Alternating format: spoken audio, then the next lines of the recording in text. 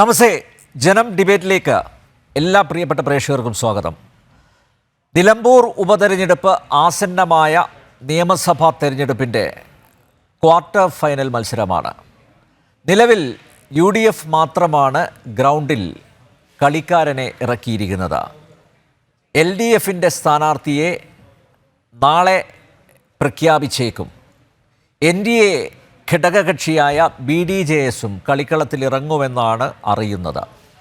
നിലവിലെ സംസ്ഥാന രാഷ്ട്രീയത്തിൽ നിലമ്പൂർ ഉപതെരഞ്ഞെടുപ്പിൻ്റെ പ്രസക്തി എന്താണ്? ജനം ഡിബേറ്റ് ഈ വിഷയമാണ് ഇന്ന് ചർച്ച ചെയ്യുന്നത്. നമുക്ക് വിശദമായി പരിശോധിക്കാം. BJP വക്താവ് ഷാജി രാഘവൻ, കോൺഗ്രസ് വക്താവ് ഡോക്ടർ GV ഹരി, രാഷ്ട്രീയ നിരീക്ഷകരായ രാജൻ ജോസഫ്, MK ഹരിദാസ് എന്നിവ അതിഥികളാവുന്നു. എല്ലാ അതിഥികളെയും ഈ സംവാദത്തിലേക്ക് സ്നേഹാദരങ്ങളോടെ സ്വാഗതം ചെയ്യുന്നു. ഒപ്പം ഒരിക്കൽ കൂടി പ്രേക്ഷകരെ ഞാൻ ഈ സംവാദം ഡോക്ടർ GV ഹരിയിൽ നിന്ന് ആരംഭിക്കുകയാണ്. ഡോക്ടർ GV ഹരി, എന്തായാലും സ്ഥാനാർത്ഥിയെ ആദ്യം തന്നെ പ്രഖ്യാപിച്ചു. ആര്യാടൻ ഷൗക്കത്ത് ആണ് നിലമ്പൂർ മണ്ഡലത്തിൽ നിന്ന് ജനവിധി തേടുന്നത് UDF സ്ഥാനാർത്ഥിയായി. എന്താണ് പ്രതീക്ഷ ഡോക്ടർ GV ഹരി? ഷനിൽ, താങ്കൾക്കറിയാവുന്ന പോലെ എല്ലാ ഉപതെരഞ്ഞെടുപ്പുകളിലും വളരെ കൃത്യമായ ഹോംവർക്കോടുകൂടി തന്നെയാണ് UDF ഇതുവരെ സ്ഥാനാർത്ഥികളെ നിർത്തിയിട്ടുള്ളതും വിജയിപ്പിച്ചിട്ടുള്ളതും. അത് ഏറ്റവും അവസാനത്തെ തിരഞ്ഞെടുപ്പ് അടക്കം നിങ്ങളൊന്ന് പരിശോധിച്ചാൽ നിങ്ങൾക്കത് മനസ്സിലാവും. അപ്പോൾ ഇത്തവണയും കിട്ടാവുന്നതിൽ ഏറ്റവും മികച്ച സ്ഥാനാർത്ഥി, ഞങ്ങളെ സംബന്ധിച്ചിടത്തോളം വളരെ പരിണിതപ്രജ്ഞനായ ഞങ്ങളുടെ നേതാവ് ശ്രീ ആര്യാടൻ മുഹമ്മദിൻ്റെ മകൻ എന്നതിലുപരി കോൺഗ്രസ് രാഷ്ട്രീയത്തിൽ വ്യക്തമായ, നമ്മൾ പറയാറില്ലേ, ശരിക്കും ഒരു ഒരു എന്താ പറയുന്നത്, മുഖമുദ്ര എന്നൊക്കെ നമുക്ക് പറയാൻ പറ്റുന്ന, അല്ലെങ്കിൽ പാദമുദ്ര പതിപ്പിച്ച എന്നൊക്കെ നമുക്ക് പറയാൻ പറ്റുന്ന ഒരാളാണ് പ്രിയങ്കരനായ ബാപ്പുട്ടിക്ക. ഞങ്ങളൊക്കെ സ്നേഹത്തോടെ അദ്ദേഹത്തെ ബാപ്പുട്ടി എന്ന് വിളിക്കുക. അപ്പോൾ ആര്യാടൻ ഷൗക്കത്ത്, അദ്ദേഹം ഒരു സാംസ്കാരിക മുഖം കൂടിയാണ് പാർട്ടിയുടെ സംസ്കാര സാഹിതിയുടെ സംസ്ഥാന അധ്യക്ഷനായിരുന്നു അദ്ദേഹം. അതോടൊപ്പം തന്നെ നിലമ്പൂരിൻ്റെ ചരിത്രമൊന്നും ഞാൻ പറയേണ്ട കാര്യമില്ലല്ലോ, താങ്കൾക്കറിയാം. അദ്ദേഹം നിലമ്പൂരിൻ്റെ മുനിസിപ്പൽ ചെയർപേഴ്സൺ ആയിരുന്നു. അവിടുത്തെ വികസന കാര്യങ്ങളെയൊക്കെ അദ്ദേഹം നൽകിയിട്ടുള്ള സംഭാവനകളെക്കുറിച്ചൊക്കെ താങ്കൾക്കറിയാം. അതോടൊപ്പം ഇപ്പോൾ KPCCയുടെ ജനറൽ സെക്രട്ടറിയാണ് ശ്രീ ആര്യാടൻ ഷൗക്കത്ത്. അപ്പോൾ അതുകൊണ്ട് തന്നെ പാർട്ടി വളരെ വ്യക്തമായി തന്നെ പല പേരുകളുണ്ടായിരുന്നു. ഇപ്പം BS ജോയ്, അദ്ദേഹം DCCയുടെ പ്രസിഡൻ്റായിരുന്നു. BS ജോയിയെയും പരിഗണിച്ചിരുന്നു. അറിയാം. അപ്പം അതുകൊണ്ട് ജോയ് ഹാപ്പിയാണ്. ജോയസ് ആണ്, നമ്മൾ സംശയമൊന്നുമില്ല ആ കാര്യത്തിൽ. അപ്പോൾ ജോയിയെ സംബന്ധിച്ചിടത്തോളം ജോയ് തന്നെ പറഞ്ഞിട്ടുണ്ടല്ലോ അത്. അപ്പോൾ ജോയിയാണ് മുൻനിരയിൽ നിൽക്കുന്നത്. അപ്പോൾ ഞങ്ങൾക്കതിനകത്ത് ഏറ്റവും മികച്ച സ്ഥാനാർത്ഥി എന്ന് പറയുമ്പോൾ നമുക്കറിയാവുന്നതുപോലെ ഇതിൽ രണ്ടിൽ ആരാണ് മികച്ചത്? രണ്ടുപേരും മികച്ച സ്ഥാനാർത്ഥികളാണ്. പക്ഷേ നമുക്ക് ചില കാര്യങ്ങളൊക്കെ പരിഗണിക്കേണ്ടതുണ്ട്. പല കാര്യങ്ങളിലും നമുക്ക് എഡ്ജ് കിട്ടുക നമ്മൾ പറയും, ഇപ്പോൾ പൊളിറ്റിക്സ് നമ്മളതാണ് പറയുക. ആ എഡ്ജ് കിട്ടാൻ വേണ്ടിയിട്ടുള്ള ചില കാര്യങ്ങൾ നമ്മൾ അതിനകത്ത് കൃത്യമായി ചെയ്തിട്ടുണ്ട്. അപ്പോൾ അതുകൊണ്ട് തന്നെ ഈ സ്ഥാനാർത്ഥിയെ സംബന്ധിച്ചിടത്തോളം സ്ഥാനാർത്ഥി എന്ന നിലയിൽ ഞങ്ങൾക്ക് പരിപൂർണ വിശ്വാസമാണ് ശ്രീ ആര്യാടൻ ഷൗക്കത്തിൽ. അതോടൊപ്പം നമുക്ക് അറിയാവുന്നതുപോലെ ഇതൊരു, താങ്കൾ നേരത്തെ സൂചിപ്പിച്ചതുപോലെ ഇതൊരു സെമി ഫൈനലാണ്. നമുക്ക് അടുത്ത് വരാൻ പോകുന്ന ക്വാർട്ടർ ഫൈനൽ, നമ്മുടെ തദ്ദേശ സ്വയംഭരണ തെരഞ്ഞെടുപ്പ് വരുന്നു. അത് വരുന്നുണ്ട്, ശരിയാണ്. അതുകൊണ്ട് തന്നെ അങ്ങനെ ക്വാർട്ടർ ഫൈനലാണെന്ന് താങ്കൾക്ക് പറയണമെന്ന് ആഗ്രഹമുണ്ടെങ്കിൽ അങ്ങനെ പറഞ്ഞോളൂ. പക്ഷേ ഞങ്ങൾ ഇതിനകത്ത് കണക്ട് ചെയ്യാത്തതുകൊണ്ടാണ് ഞാൻ അങ്ങനെ പറഞ്ഞത്. നിയമസഭയിലേക്കുള്ള തെരഞ്ഞെടുപ്പല്ലേ, അപ്പോൾ അതിൻ്റെ ഒരു സെമി ഫൈനൽ എന്നുള്ള നിലയാണ്. ശരിയാക്കെ ക്വാർട്ടർ ഫൈനൽ. എന്തായാലും കേരളത്തിലെ ജനങ്ങൾക്ക് പ്രതികരിക്കാൻ കിട്ടുന്ന ഒരു അവസരമാണ്. അതായത് വരാനിരിക്കുന്ന തെരഞ്ഞെടുപ്പിന് മുമ്പ് കേരളത്തിലെ ജനങ്ങൾക്ക്, തദ്ദേശ സ്വയംഭരണ സ്ഥാപനങ്ങളിലേക്കുള്ള തെരഞ്ഞെടുപ്പായിക്കോട്ടെ അല്ലെങ്കിൽ നിയമസഭയിലേക്കുള്ള തെരഞ്ഞെടുപ്പായിക്കോട്ടെ, അവർക്ക് ഇമ്മീഡിയറ്റായി കിട്ടുന്നൊരു വലിയ അവസരമാണ്. ആ അവസരം വളരെ കൃത്യമായി തന്നെ കേരളത്തിലെ ജനങ്ങൾ, നിലമ്പൂരിലെ ജനങ്ങൾ കേരളത്തിൻ്റെ ജനങ്ങളുടെ പ്രതിനിധിയായി മാറും. ഒരു സംശയവുമില്ല ആ കാര്യത്തിൽ. അതുകൊണ്ട് തന്നെയാണ് ഞങ്ങൾ ഇന്ന് ഞങ്ങളുടെ നേതാക്കന്മാരൊക്കെ തന്നെ സംസാരിച്ചപ്പോഴൊക്കെ അവരുടെയൊക്കെ പ്രതികരണം താങ്കൾ ശ്രദ്ധിച്ചിട്ടുണ്ടാവും. വളരെ വലിയ ആത്മവിശ്വാസമാണ് അവരെല്ലാവരും പ്രകടിപ്പിച്ചിട്ടുള്ളത്. അവിടെയുള്ള പ്രവർത്തനങ്ങൾ ഇപ്പോൾ മഴയാണെങ്കിൽ പോലും താഴെത്തട്ടിലുള്ള ബൂത്ത് തലങ്ങളിലുള്ള പ്രവർത്തനങ്ങൾ വളരെ ശക്തമാണ്. കാരണം ഏറ്റവും മികച്ച 14 ജില്ലകളിലെ ഏറ്റവും മികച്ച DCCകളിൽ ഒന്നാണ്. ബൂത്ത് തലത്തിലും അതോടൊപ്പം തന്നെ ബ്ലോക്ക് തലത്തിലും മണ്ഡലം തലത്തിലുമൊക്കെ വളരെ ശക്തമായിട്ടുള്ള പ്രവർത്തനവും നടക്കുന്ന സ്ഥലമാണ് നമുക്കറിയാവുന്ന പോലെ മലപ്പുറം ജില്ല എന്ന് പറയുന്നത്. അതിനകത്ത് പ്രത്യേകിച്ച് നിലമ്പൂരിൽ ഞങ്ങളുടെ ഒരു മണ്ഡലമാണ്, ഞങ്ങളുടെ തന്നെ ഒരു മണ്ഡലമാണ്. അപ്പോൾ അതുകൊണ്ട് തന്നെ UDFന് അനുകൂലമായിട്ടുള്ള ഒരു മണ്ഡലമായതുകൊണ്ട് തന്നെ ഇത്തവണത്തെ തെരഞ്ഞെടുപ്പിൻ്റെ വിജയം UDFനെ സംബന്ധിച്ചിടത്തോളം സുനിശ്ചിതമാണ് എന്നുള്ള കാര്യത്തിൽ ഞങ്ങൾക്ക് ആർക്കും ഒരു സംശയവുമില്ല. ഒന്ന്, ഞാൻ നേരത്തെ സൂചിപ്പിച്ചതുപോലെ സ്ഥാനാർത്ഥി. രണ്ട്, നമ്മൾ നേരത്തെ സൂചിപ്പിച്ചതുപോലെ തന്നെ ഒരു ആൻറ്റി ഇൻകംബൻസിക്ക് ആദ്യമായി അവർക്ക് കിട്ടുന്നൊരു അവസരമാണ്. അത് കൃത്യമായി കേരളത്തിൻ്റെ നിലമ്പൂരിലെ ജനത അത് ഉപയോഗപ്പെടുത്തും എന്നുള്ള കാര്യത്തിൽ ഒരു സംശയവും വേണ്ട. ഡോക്ടർ ഹരി, വി പ്രകാശിനെ പാലം വലിച്ചതുപോലെയുള്ള പാലം വലി വല്ലതും നടക്കുമോ ഇവിടെ? ഇന്ന് CPM സംസ്ഥാന സെക്രട്ടറി MV ഗോവിന്ദൻ്റെ പരാമർശം താങ്കൾ ശ്രദ്ധിച്ചോ എന്നെനിക്കറിയില്ല. ഒരു സ്ഥാനാർത്ഥിയെ കണ്ടെത്താൻ കഴിയാതെ എവിടെന്തെങ്കിലും ഒരു സ്വതന്ത്ര സ്ഥാനാർത്ഥിയെങ്കിലും കിട്ടുമോ എന്ന് ചോദിച്ചുകൊണ്ട് നടക്കുന്ന പാർട്ടിയുടെ ജനറൽ സെക്രട്ടറിയുടെ അത്തരത്തിൻ്റെയൊക്കെ ആ സ്റ്റേറ്റ്മെൻറ്റിലൊന്നും മറുപടി പറയേണ്ട കാര്യമില്ലല്ലോ. ഞങ്ങളെ സംബന്ധിച്ചിടത്തോളം അല്ല, അങ്ങനെയുള്ള അപായ സൂചനകളൊന്നുമില്ല. ഒരു അപായ സൂചനകളൊന്നുമില്ല. ഞങ്ങളെ സംബന്ധിച്ചിടത്തോളം, കോൺഗ്രസ് പാർട്ടി UDFനെ സംബന്ധിച്ചിടത്തോളം ഞങ്ങൾക്കിപ്പോൾ മാധ്യമ പ്രചരണത്തിൻ്റെ അടിസ്ഥാനത്തിലാണെങ്കിൽ അൻവർ വലിയൊരു വെല്ലുവിളി ഉയർത്തുന്നു എന്നൊക്കെയാണ് മാധ്യമങ്ങൾ പറയുന്നത്. ഞങ്ങളെ സംബന്ധിച്ചിടത്തോളം ഞങ്ങളുടെ സ്റ്റാൻഡ് വളരെ ക്ലിയറാണ്. എന്താണ് ഞങ്ങളുടെ സ്റ്റാൻഡ്? ഞങ്ങളുടെ സ്റ്റാൻഡ് ഇന്ന് പ്രതിപക്ഷ നേതാവ് വളരെ കൃത്യമായി പറഞ്ഞിട്ടുണ്ട്. അദ്ദേഹം പറഞ്ഞു, UDFൻ്റെ ചെയർമാൻ കൂടിയാണ് അദ്ദേഹം പറഞ്ഞു, ഞങ്ങളുടെ സ്ഥാനാർത്ഥിയെ ഞങ്ങൾ പ്രഖ്യാപിച്ചു കഴിഞ്ഞു. ഈ സ്ഥാനാർത്ഥിയെ പ്രഖ്യാപിക്കുമ്പോൾ ആ സ്ഥാനാർത്ഥിയെ പിന്തുണയ്ക്കുന്നുണ്ടോ അൻവർ എന്നുള്ളതാണ് ആദ്യത്തെ ചോദ്യം. ഞാൻ ചോദിക്കട്ടെ, അൻവർ എന്തുകൊണ്ടാണ് രാജിവെച്ചത്? അൻവർ ഞങ്ങളുടെ സ്ഥാനാർത്ഥിയായിരുന്നില്ല, ഞങ്ങളുടെ MLA ആയിരുന്നില്ലല്ലോ. അൻവർ LDFൻ്റെ സ്വതന്ത്ര സ്ഥാനാർത്ഥിയായി അദ്ദേഹം മത്സരിച്ചു. CPM അദ്ദേഹത്തിന് സ്വതന്ത്ര സ്ഥാനാർത്ഥിയായി മത്സരിപ്പിച്ചു. അദ്ദേഹം വിജയിച്ചു. അദ്ദേഹം ഇപ്പോൾ രാജിവെക്കാനുള്ള കാരണം അദ്ദേഹം തന്നെ പറഞ്ഞിട്ടുണ്ട്. ഈ സർക്കാരിൻ്റെ പ്രവർത്തനങ്ങളിൽ മനംനൊന്താണ് അദ്ദേഹം രാജിവെച്ചിട്ടുള്ളത്. അങ്ങനെ മനംനൊന്ത് രാജിവെച്ചതിന് ശേഷം അദ്ദേഹം പറഞ്ഞു, ഞങ്ങൾ കോൺഗ്രസ് UDFനെ ഞങ്ങൾ പിന്തുണയ്ക്കും. ഞങ്ങളെ സംബന്ധിച്ചിടത്തോളം ഈ പിണറായി വിജയൻ അല്ലെങ്കിൽ പിണറായി സർക്കാരിനെതിരെ അല്ലെങ്കിൽ അവരുടെ ഭരണത്തിനെതിരായി വരുന്ന ആരാണെങ്കിലും അവരോടൊപ്പം നിൽക്കുക എന്നുള്ളത് ഞങ്ങളുടെ ഉത്തരവാദിത്തമാണ്. ഒരു പ്രതിപക്ഷ നിലയിൽ ഞങ്ങളുടെ ഉത്തരവാദിത്തമാണ്. കാരണം കഴിഞ്ഞ 9 വർഷക്കാലമായി നമ്മൾ കണ്ടുകൊണ്ടിരിക്കുന്ന കാഴ്ചകൾ താങ്കളോട് ഞാൻ പ്രത്യേകിച്ച് പറയേണ്ട കാര്യമില്ല. അപ്പോൾ അതുകൊണ്ട് തന്നെ സ്വാഭാവികമായിട്ടും അദ്ദേഹം മുന്നോട്ട് വെച്ചിട്ടുള്ള ആ ഒരു ആ അജണ്ടയെ ഞങ്ങൾ പിന്തുണച്ചു. പക്ഷേ ഈ തെരഞ്ഞെടുപ്പ് വന്നപ്പോഴേക്ക് അദ്ദേഹം ചില സ്ഥാനാർത്ഥികളെ മുന്നോട്ട് വെച്ചു. ഞങ്ങൾക്ക് അങ്ങനെ അംഗീകരിക്കാൻ കഴിയില്ല. കാരണം UDF എന്ന് പറയുന്നത് ഞങ്ങൾക്കൊരു ചട്ടക്കൂടുണ്ട്. അദ്ദേഹത്തിന് അതിൻ്റെ അഭിപ്രായം പറയാൻ പ്രയാസമില്ല.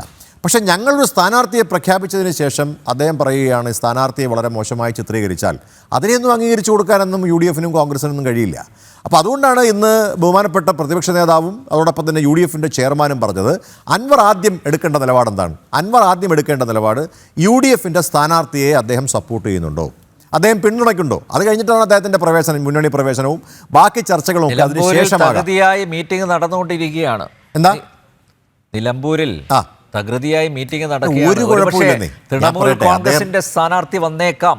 അല്ല, അദ്ദേഹം ഞാൻ ചോദിക്കട്ടെ, ഞങ്ങൾ ആരെങ്കിലും കണ്ടുകൊണ്ടല്ലോ രാഷ്ട്രീയത്തിലേക്ക് പ്രവർത്തിക്കും. നമ്മളൊക്കെ രാഷ്ട്രീയ പ്രവർത്തനം നടക്കുന്ന ആരെങ്കിലും ഞങ്ങൾ നാളെ ഏതെങ്കിലും രാഷ്ട്രീയ പാർട്ടിക്കാരെ സഹായിക്കുന്നു. നമ്മൾ പറയാറില്ലേ, അവനവൻ സ്വന്തമായി തടി വെട്ടി കസേര ഉണ്ടാക്കി ഇരിക്കുകയാണ് സാധാരണഗതിയിൽ രാഷ്ട്രീയത്തിനകത്ത്. പ്രത്യേകിച്ച് പറയേണ്ട കാര്യമില്ല. ആരും നമുക്ക് പ്രത്യേകിച്ച് ചെയറൊക്കെ ഉണ്ടാക്കി തന്ന് വരുമോ ഇരിക്കുമോ എന്നൊന്നും പറയില്ല. അപ്പോൾ അതുകൊണ്ട് രാഷ്ട്രീയ പ്രവർത്തനം നടത്തുന്ന രാഷ്ട്രീയ പാർട്ടികളായിക്കോട്ടെ വ്യക്തികളായിക്കോട്ടെ തന്നെ അവരൊക്കെ തന്നെ ഈ കാര്യങ്ങളൊക്കെ എങ്ങനെ കൈകാര്യം ചെയ്യണമെന്ന് വളരെ കൃത്യമായി അറിയുന്ന ആളുകളാണ്. അൻവറിനെ സംബന്ധിച്ചിടത്തോളം അൻവർ ഇപ്പോൾ ഒരു പാർട്ടിയുടെ ഭാഗമാണ്. അദ്ദേഹം തൃണമൂൽ കോൺഗ്രസുമായി ബന്ധപ്പെട്ട് നിൽക്കുന്ന ഇന്ത്യ സഖ്യത്തിൻ്റെ ഭാഗമായി നിൽക്കുന്ന ഒരാളാണ്, ഇല്ലേ? അപ്പോൾ അദ്ദേഹത്തെ സംബന്ധിച്ചിടത്തോളം സ്വാഭാവികമായിട്ട് UDFൽ എടുത്താൽ പോരെ അദ്ദേഹം? അല്ല, ഞാൻ ചോദിക്കട്ടെ, എന്തിനാണ് അദ്ദേഹത്തെ UDF എടുക്കുന്നത്? അദ്ദേഹം ഇന്ത്യ സഖ്യത്തിൻ്റെ ഭാഗമല്ലേ? തീരുന്ന പ്രശ്നമല്ലേ ഉള്ളൂ. അല്ല, അതാണ്. അപ്പോൾ അതിന് ചെയ്യേണ്ടിയിരുന്നത് എന്താണ്? അത് ഞങ്ങളുടെ കുഴപ്പം കൊണ്ടല്ലോ സംഭവിച്ചത്. ഞാൻ പറയുന്നത്, അൻവർ എന്തു പറഞ്ഞു? അൻവർ ഞങ്ങൾ പ്രഖ്യാപിച്ച സ്ഥാനാർത്ഥിക്കെതിരായും അദ്ദേഹത്തിൻ്റെ പിതാവിനെതിരായും നടത്തിയിട്ടുള്ള പരാമർശങ്ങൾ അദ്ദേഹം പിൻവലിക്കട്ടെ. അദ്ദേഹം പ്രതിപക്ഷ നേതാവിന് പറഞ്ഞല്ലോ, എനിക്കെതിരായിട്ടുള്ള ഇതൊന്നും അദ്ദേഹം പിൻവലിക്കേണ്ട. ഇനി അത് പിൻവലിച്ചില്ലെങ്കിൽ കൂടിയും അദ്ദേഹം ഞാൻ പറയുകയാണ്, ഞാൻ UDFൻ്റെ സ്ഥാനാർത്ഥിയെ പിന്തുണയ്ക്കുന്നു എന്ന് അൻവർ പറഞ്ഞാൽ അടുത്ത നിമിഷം UDF അവരുടെ സ്റ്റാൻഡ് പറയും. എന്താണ്, UDFിലേക്ക് അദ്ദേഹത്തെ എടുക്കുന്നുണ്ടോ, പാർട്ടി എടുക്കുന്നുണ്ടോ? ഡോക്ടർ ഹരി, ഒരു സംശയമുണ്ട്. അതായത് KPCC മുൻ അധ്യക്ഷൻ K. സുധാകരന് അൻവറിനോട് എന്തോ പ്രത്യേക മമതയുണ്ട്. പക്ഷേ VD സതീശൻ കട്ടക്കങ്ങ് എതിർക്കുകയാണ് അൻവറിനെ. അപ്പോൾ മാത്രമല്ല, കുഞ്ഞാലിക്കുട്ടി പറയുന്നു, കുഞ്ഞാലിക്കുട്ടി അൻവറിനെ കുറിച്ച് പറയുമ്പോൾ വളരെ സോഫ്റ്റ് ആയിട്ടാണ് സംസാരിക്കുന്നത്. അപ്പോൾ UDFൽ തന്നെ 2 അഭിപ്രായം ഉണ്ടല്ലോ, അല്ലേ? അങ്ങനെ മാത്രമല്ല കോൺഗ്രസ്സിൽ തന്നെ 2 അഭിപ്രായമുണ്ട്. ഇല്ല, അങ്ങനെയല്ല. ഇപ്പം ഞാൻ പറയട്ടെ, ഇപ്പോൾ ഞങ്ങളുടെ ബഹുമാനായ നേതാവാണ് ശ്രീ K. സുധാകരൻ. അദ്ദേഹം ഞങ്ങളുടെ മുൻ KPCCയുടെ പ്രസിഡന്റ് അധ്യക്ഷനായിരുന്നു. ഇപ്പോൾ അദ്ദേഹം അധ്യക്ഷ സ്ഥാനത്ത് നിന്ന് മാറി ഇപ്പോൾ ഏറ്റവും സമുന്നതമായ CWCയിലേക്ക് ക്ഷണിതമായി അദ്ദേഹത്തെ പാർട്ടി അംഗീകരിച്ചിരിക്കുന്നു. അദ്ദേഹത്തിൻ്റെ അഭിപ്രായം പറയാനുള്ള സ്വാതന്ത്ര്യം ഈ പാർട്ടി നൽകിയിട്ടുണ്ട്. അദ്ദേഹത്തിന് മാത്രമല്ല, എല്ലാവർക്കും പാർട്ടിയിൽ അഭിപ്രായ സ്വാതന്ത്ര്യമുണ്ട്, ഇല്ലേ? ഉണ്ട്, എല്ലാവർക്കും ഉണ്ട്. ഇപ്പോൾ ശശി തരൂർ അഭിപ്രായം പറയുന്നു, അദ്ദേഹത്തിന് അഭിപ്രായ സ്വാതന്ത്ര്യം കൊടുത്തിട്ടുണ്ട്. പക്ഷേ ഈ അഭിപ്രായ സ്വാതന്ത്ര്യം ഉണ്ടെങ്കിൽ പോലും UDFൻ്റെ ചെയർമാൻ ആരാണ്? UDFൻ്റെ ചെയർമാൻ എന്ന് പറയുന്നത് ഇപ്പോൾ നിലവിൽ പ്രതിപക്ഷ നേതാവ് ശ്രീ വി ഡി സതീശനാണ്. ആരാണ് കൺവീനർ? അത് അടൂർ പ്രകാശാണ്.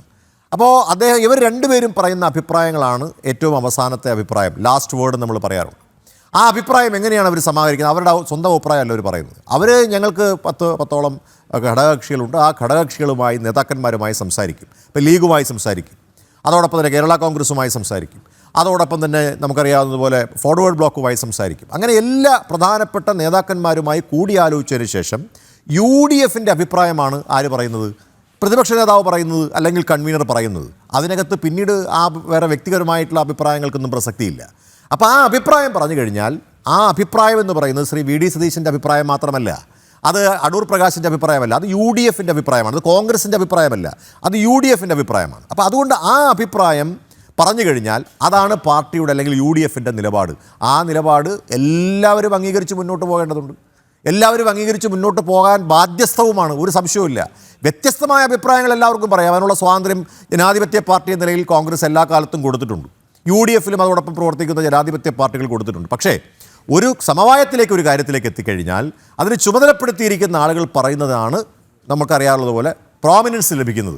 അപ്പോൾ അനൈക്യമില്ല, അനൈക്യമൊന്നുമില്ല. അഭിപ്രായം പറയുന്നത് അനൈക്യമൊന്നും ഒറ്റക്കെട്ടായി തെരഞ്ഞെടുപ്പിനെ നേരിടും. തീർച്ചയായും കോൺഫിഡൻ്റ് ആണ്, 100%. നമുക്ക് ലോക്ക് ചെയ്യാം.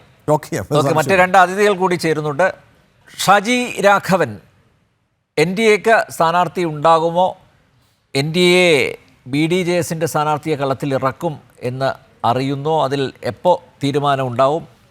സ്ഥാനാർത്ഥി പ്രഖ്യാപനത്തിലൂടെ UDF കുറച്ചധികം മുന്നോട്ട് പോയിരിക്കുകയാണ് പ്രചരണ രംഗത്ത്. നാളെ ഒരുപക്ഷെ ഇടതുമുന്നണി സ്ഥാനാർത്ഥിയെ പ്രഖ്യാപിക്കും.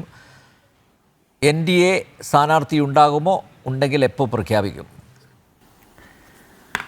അനിൽ നമ്പ്യാർ, UDF സ്ഥാനാർത്ഥിയെ പ്രഖ്യാപിച്ചത് വഴി മുമ്പോട്ട് പോയി എന്നുള്ള അഭിപ്രായം എനിക്കില്ല. അവരതിൽ വഴി ഒരു പ്രതിസന്ധിയിലായി എന്ന് ഞാൻ മനസ്സിലാക്കുന്നത്. ഞാനെന്നല്ല, മുഴുവൻ കേരളം ആ നിലക്കാണ് കാണുന്നതെന്നാണ് ഞാൻ മനസ്സിലാക്കുന്നത്. ഈ UDF എപ്പോഴും ആദ്യം സ്ഥാനാർത്ഥിയെ പ്രഖ്യാപിക്കുന്നതിൻ്റെ ഒരു ലക്ഷ്യമുണ്ട്. ആ ലക്ഷ്യം എന്തെന്നറിയുമോ? അവർക്ക് ഇന്നാണ് അല്ലെ ഓരോ ദിവസം കഴിയുന്നവർ സ്ഥാനാർത്ഥികളുടെ എണ്ണം കൂടി വരും. അതുകൊണ്ട് എപ്പോഴും UDF ആദ്യം സ്ഥാനാർത്ഥിയെ പ്രഖ്യാപിക്കുന്നു മാത്രമേ ഉള്ളൂ. ഇപ്പോൾ പ്രഖ്യാപിച്ചിട്ട് കൂടിയും നമുക്കറിയാം ഇപ്പോഴത്തെ അവസ്ഥ. അതുകൊണ്ട് പ്രഖ്യാപിച്ചിട്ട് അവർ മുമ്പോട്ട് പോയി എന്നുള്ള ഒരു തോന്നൽ എനിക്കില്ല. മാത്രമല്ല, തെരഞ്ഞെടുപ്പ് കമ്മീഷൻ ജൂൺ 2 തീയതി വരെ നോമിനേഷൻ കൊടുക്കാനുള്ള സമയമുണ്ട്. BJP നോമിനേഷൻ കൊടുക്കുവോ ഇല്ലയോ ഇതൊന്നും BJP വളരെ കൃത്യമായി പറഞ്ഞിട്ടില്ല എന്നുള്ളൊരു യാഥാർത്ഥ്യം തന്നെയാണ്.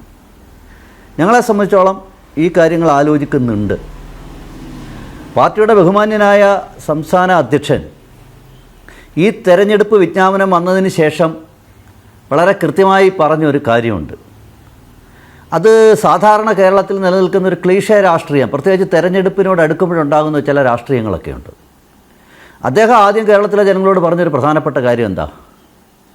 ഈ തെരഞ്ഞെടുപ്പ് നിലമ്പൂരിലെ ജനങ്ങളുടെ മേൽ, കേരളത്തിലെ ജനങ്ങളുടെ മേൽ അടിച്ചേൽപ്പിച്ച ഒരു തെരഞ്ഞെടുപ്പാണ്. അതൊരു വസ്തുതാപരമായ കാര്യമല്ലേ? അവിടെ X or Y ആര് വേണമെങ്കിലും തിരഞ്ഞെടുക്കപ്പെട്ടോട്ടെ. രാജൻ ജോസഫിലേക്ക് പോവുകയാണ്. രാജൻ ജോസഫ്, ഞാൻ ആമുഖത്തിൽ തന്നെ ചോദിച്ചത് ഈ ഉപതെരഞ്ഞെടുപ്പിൻ്റെ പ്രസക്തി എന്താണ് വർത്തമാനകാല കേരള രാഷ്ട്രീയത്തിൽ? എങ്ങനെയാണ് താങ്കൾ നോക്കിക്കാണുന്നത്? അല്ല, അനാവശ്യമായിട്ട് കൊണ്ടുവന്ന ഒരു ഉപതെരഞ്ഞെടുപ്പാണ്, അക്കാര്യത്തിൽ സംശയമൊന്നുമില്ല. നിങ്ങൾ ആലോചിച്ച് നോക്കും, നമ്മളൊരു ഉപതെരഞ്ഞെടുപ്പ്, ഒരു ഇലക്ഷനിലേക്ക്, ഒരു ഇലക്ഷൻ എന്ന് പറയുമ്പോൾ അതിൻ്റെ പ്രോസസ്സ് എത്രയോ കോടി രൂപയാണ് അതിന് വേണ്ടി ചെലവഴിക്കപ്പെടുന്നത്. യാതൊരു ഉത്തരവാദിത്വ ബോധവും ഇല്ലാത്ത ഇത്തരം ജനപ്രതിനിധികളുടെ കാര്യത്തിൽ ചില നിയമ ഭേദഗതികൾ കൊണ്ടുവരണം എന്നുള്ള അഭിപ്രായക്കാരനാണ് ഞാൻ വ്യക്തിപരമായി. കാരണം ഇപ്പോൾ കഴിഞ്ഞ 2014 നിയമസഭയിലേക്ക് മത്സരിച്ച് 2016 നിയമസഭയിലേക്ക് മത്സരിച്ച് വിജയിച്ച ആളായിരുന്നു വട്ടിയൂർക്കാവിൽ നിന്ന് മുരളീധരനെ 19 കൊണ്ടുപോയിട്ട് വടകരയിൽ കൊണ്ടുപോയിട്ട് ലോക്സഭയിലേക്ക് വിട്ടു. അപ്പോൾ വട്ടിയൂർക്കാവിൽ ഉപതെരഞ്ഞെടുപ്പ് വന്നു. 2011 CPMൻ്റെ സ്ഥാനാർത്ഥിയായിട്ട് നെയ്യാറ്റിൻകരയിൽ നിന്ന് മത്സരിച്ച് വിജയിച്ച ശെൽവരാജിനെ രാജിവെക്കുന്നു. അദ്ദേഹം പിന്നീട് അവിടെ ഉപതെരഞ്ഞെടുപ്പിൽ കോൺഗ്രസിൻ്റെ സ്ഥാനാർത്ഥിയായിട്ട് മത്സരിക്കുന്നു. ഞാൻ ഡോക്ടർ GV ഹരിയിലേക്ക് തന്നെ പോവുകയാണ്.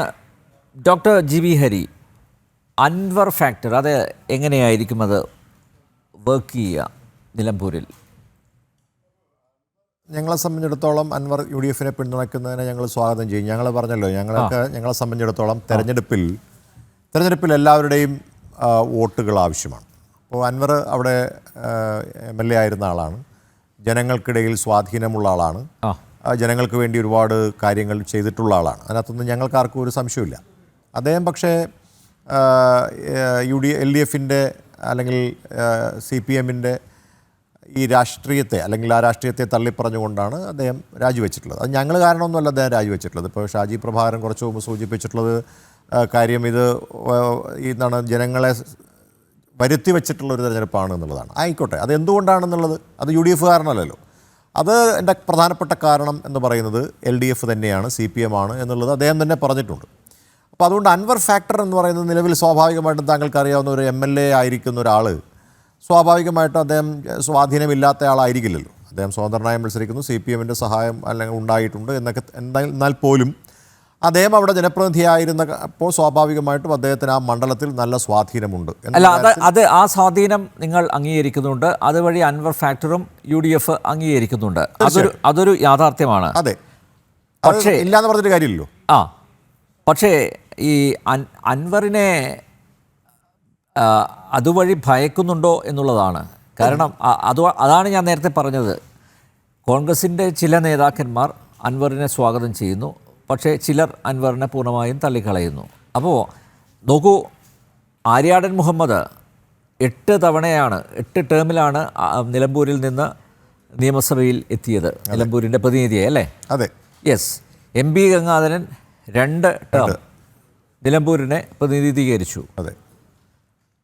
ഇടതുമുന്നണിയുടെ 2 പ്രതിനിധികൾ മാത്രമാണ് ഉണ്ടായിരുന്നത്, കുഞ്ഞാലിയും പിന്നീട് ഹംസയും, അല്ലേ? TK ഹംസയും. ഓക്കെ. അപ്പോൾ കോൺഗ്രസിൻ്റെ ഒരു കുത്തക മണ്ഡലമാണ് നിലമ്പൂർ.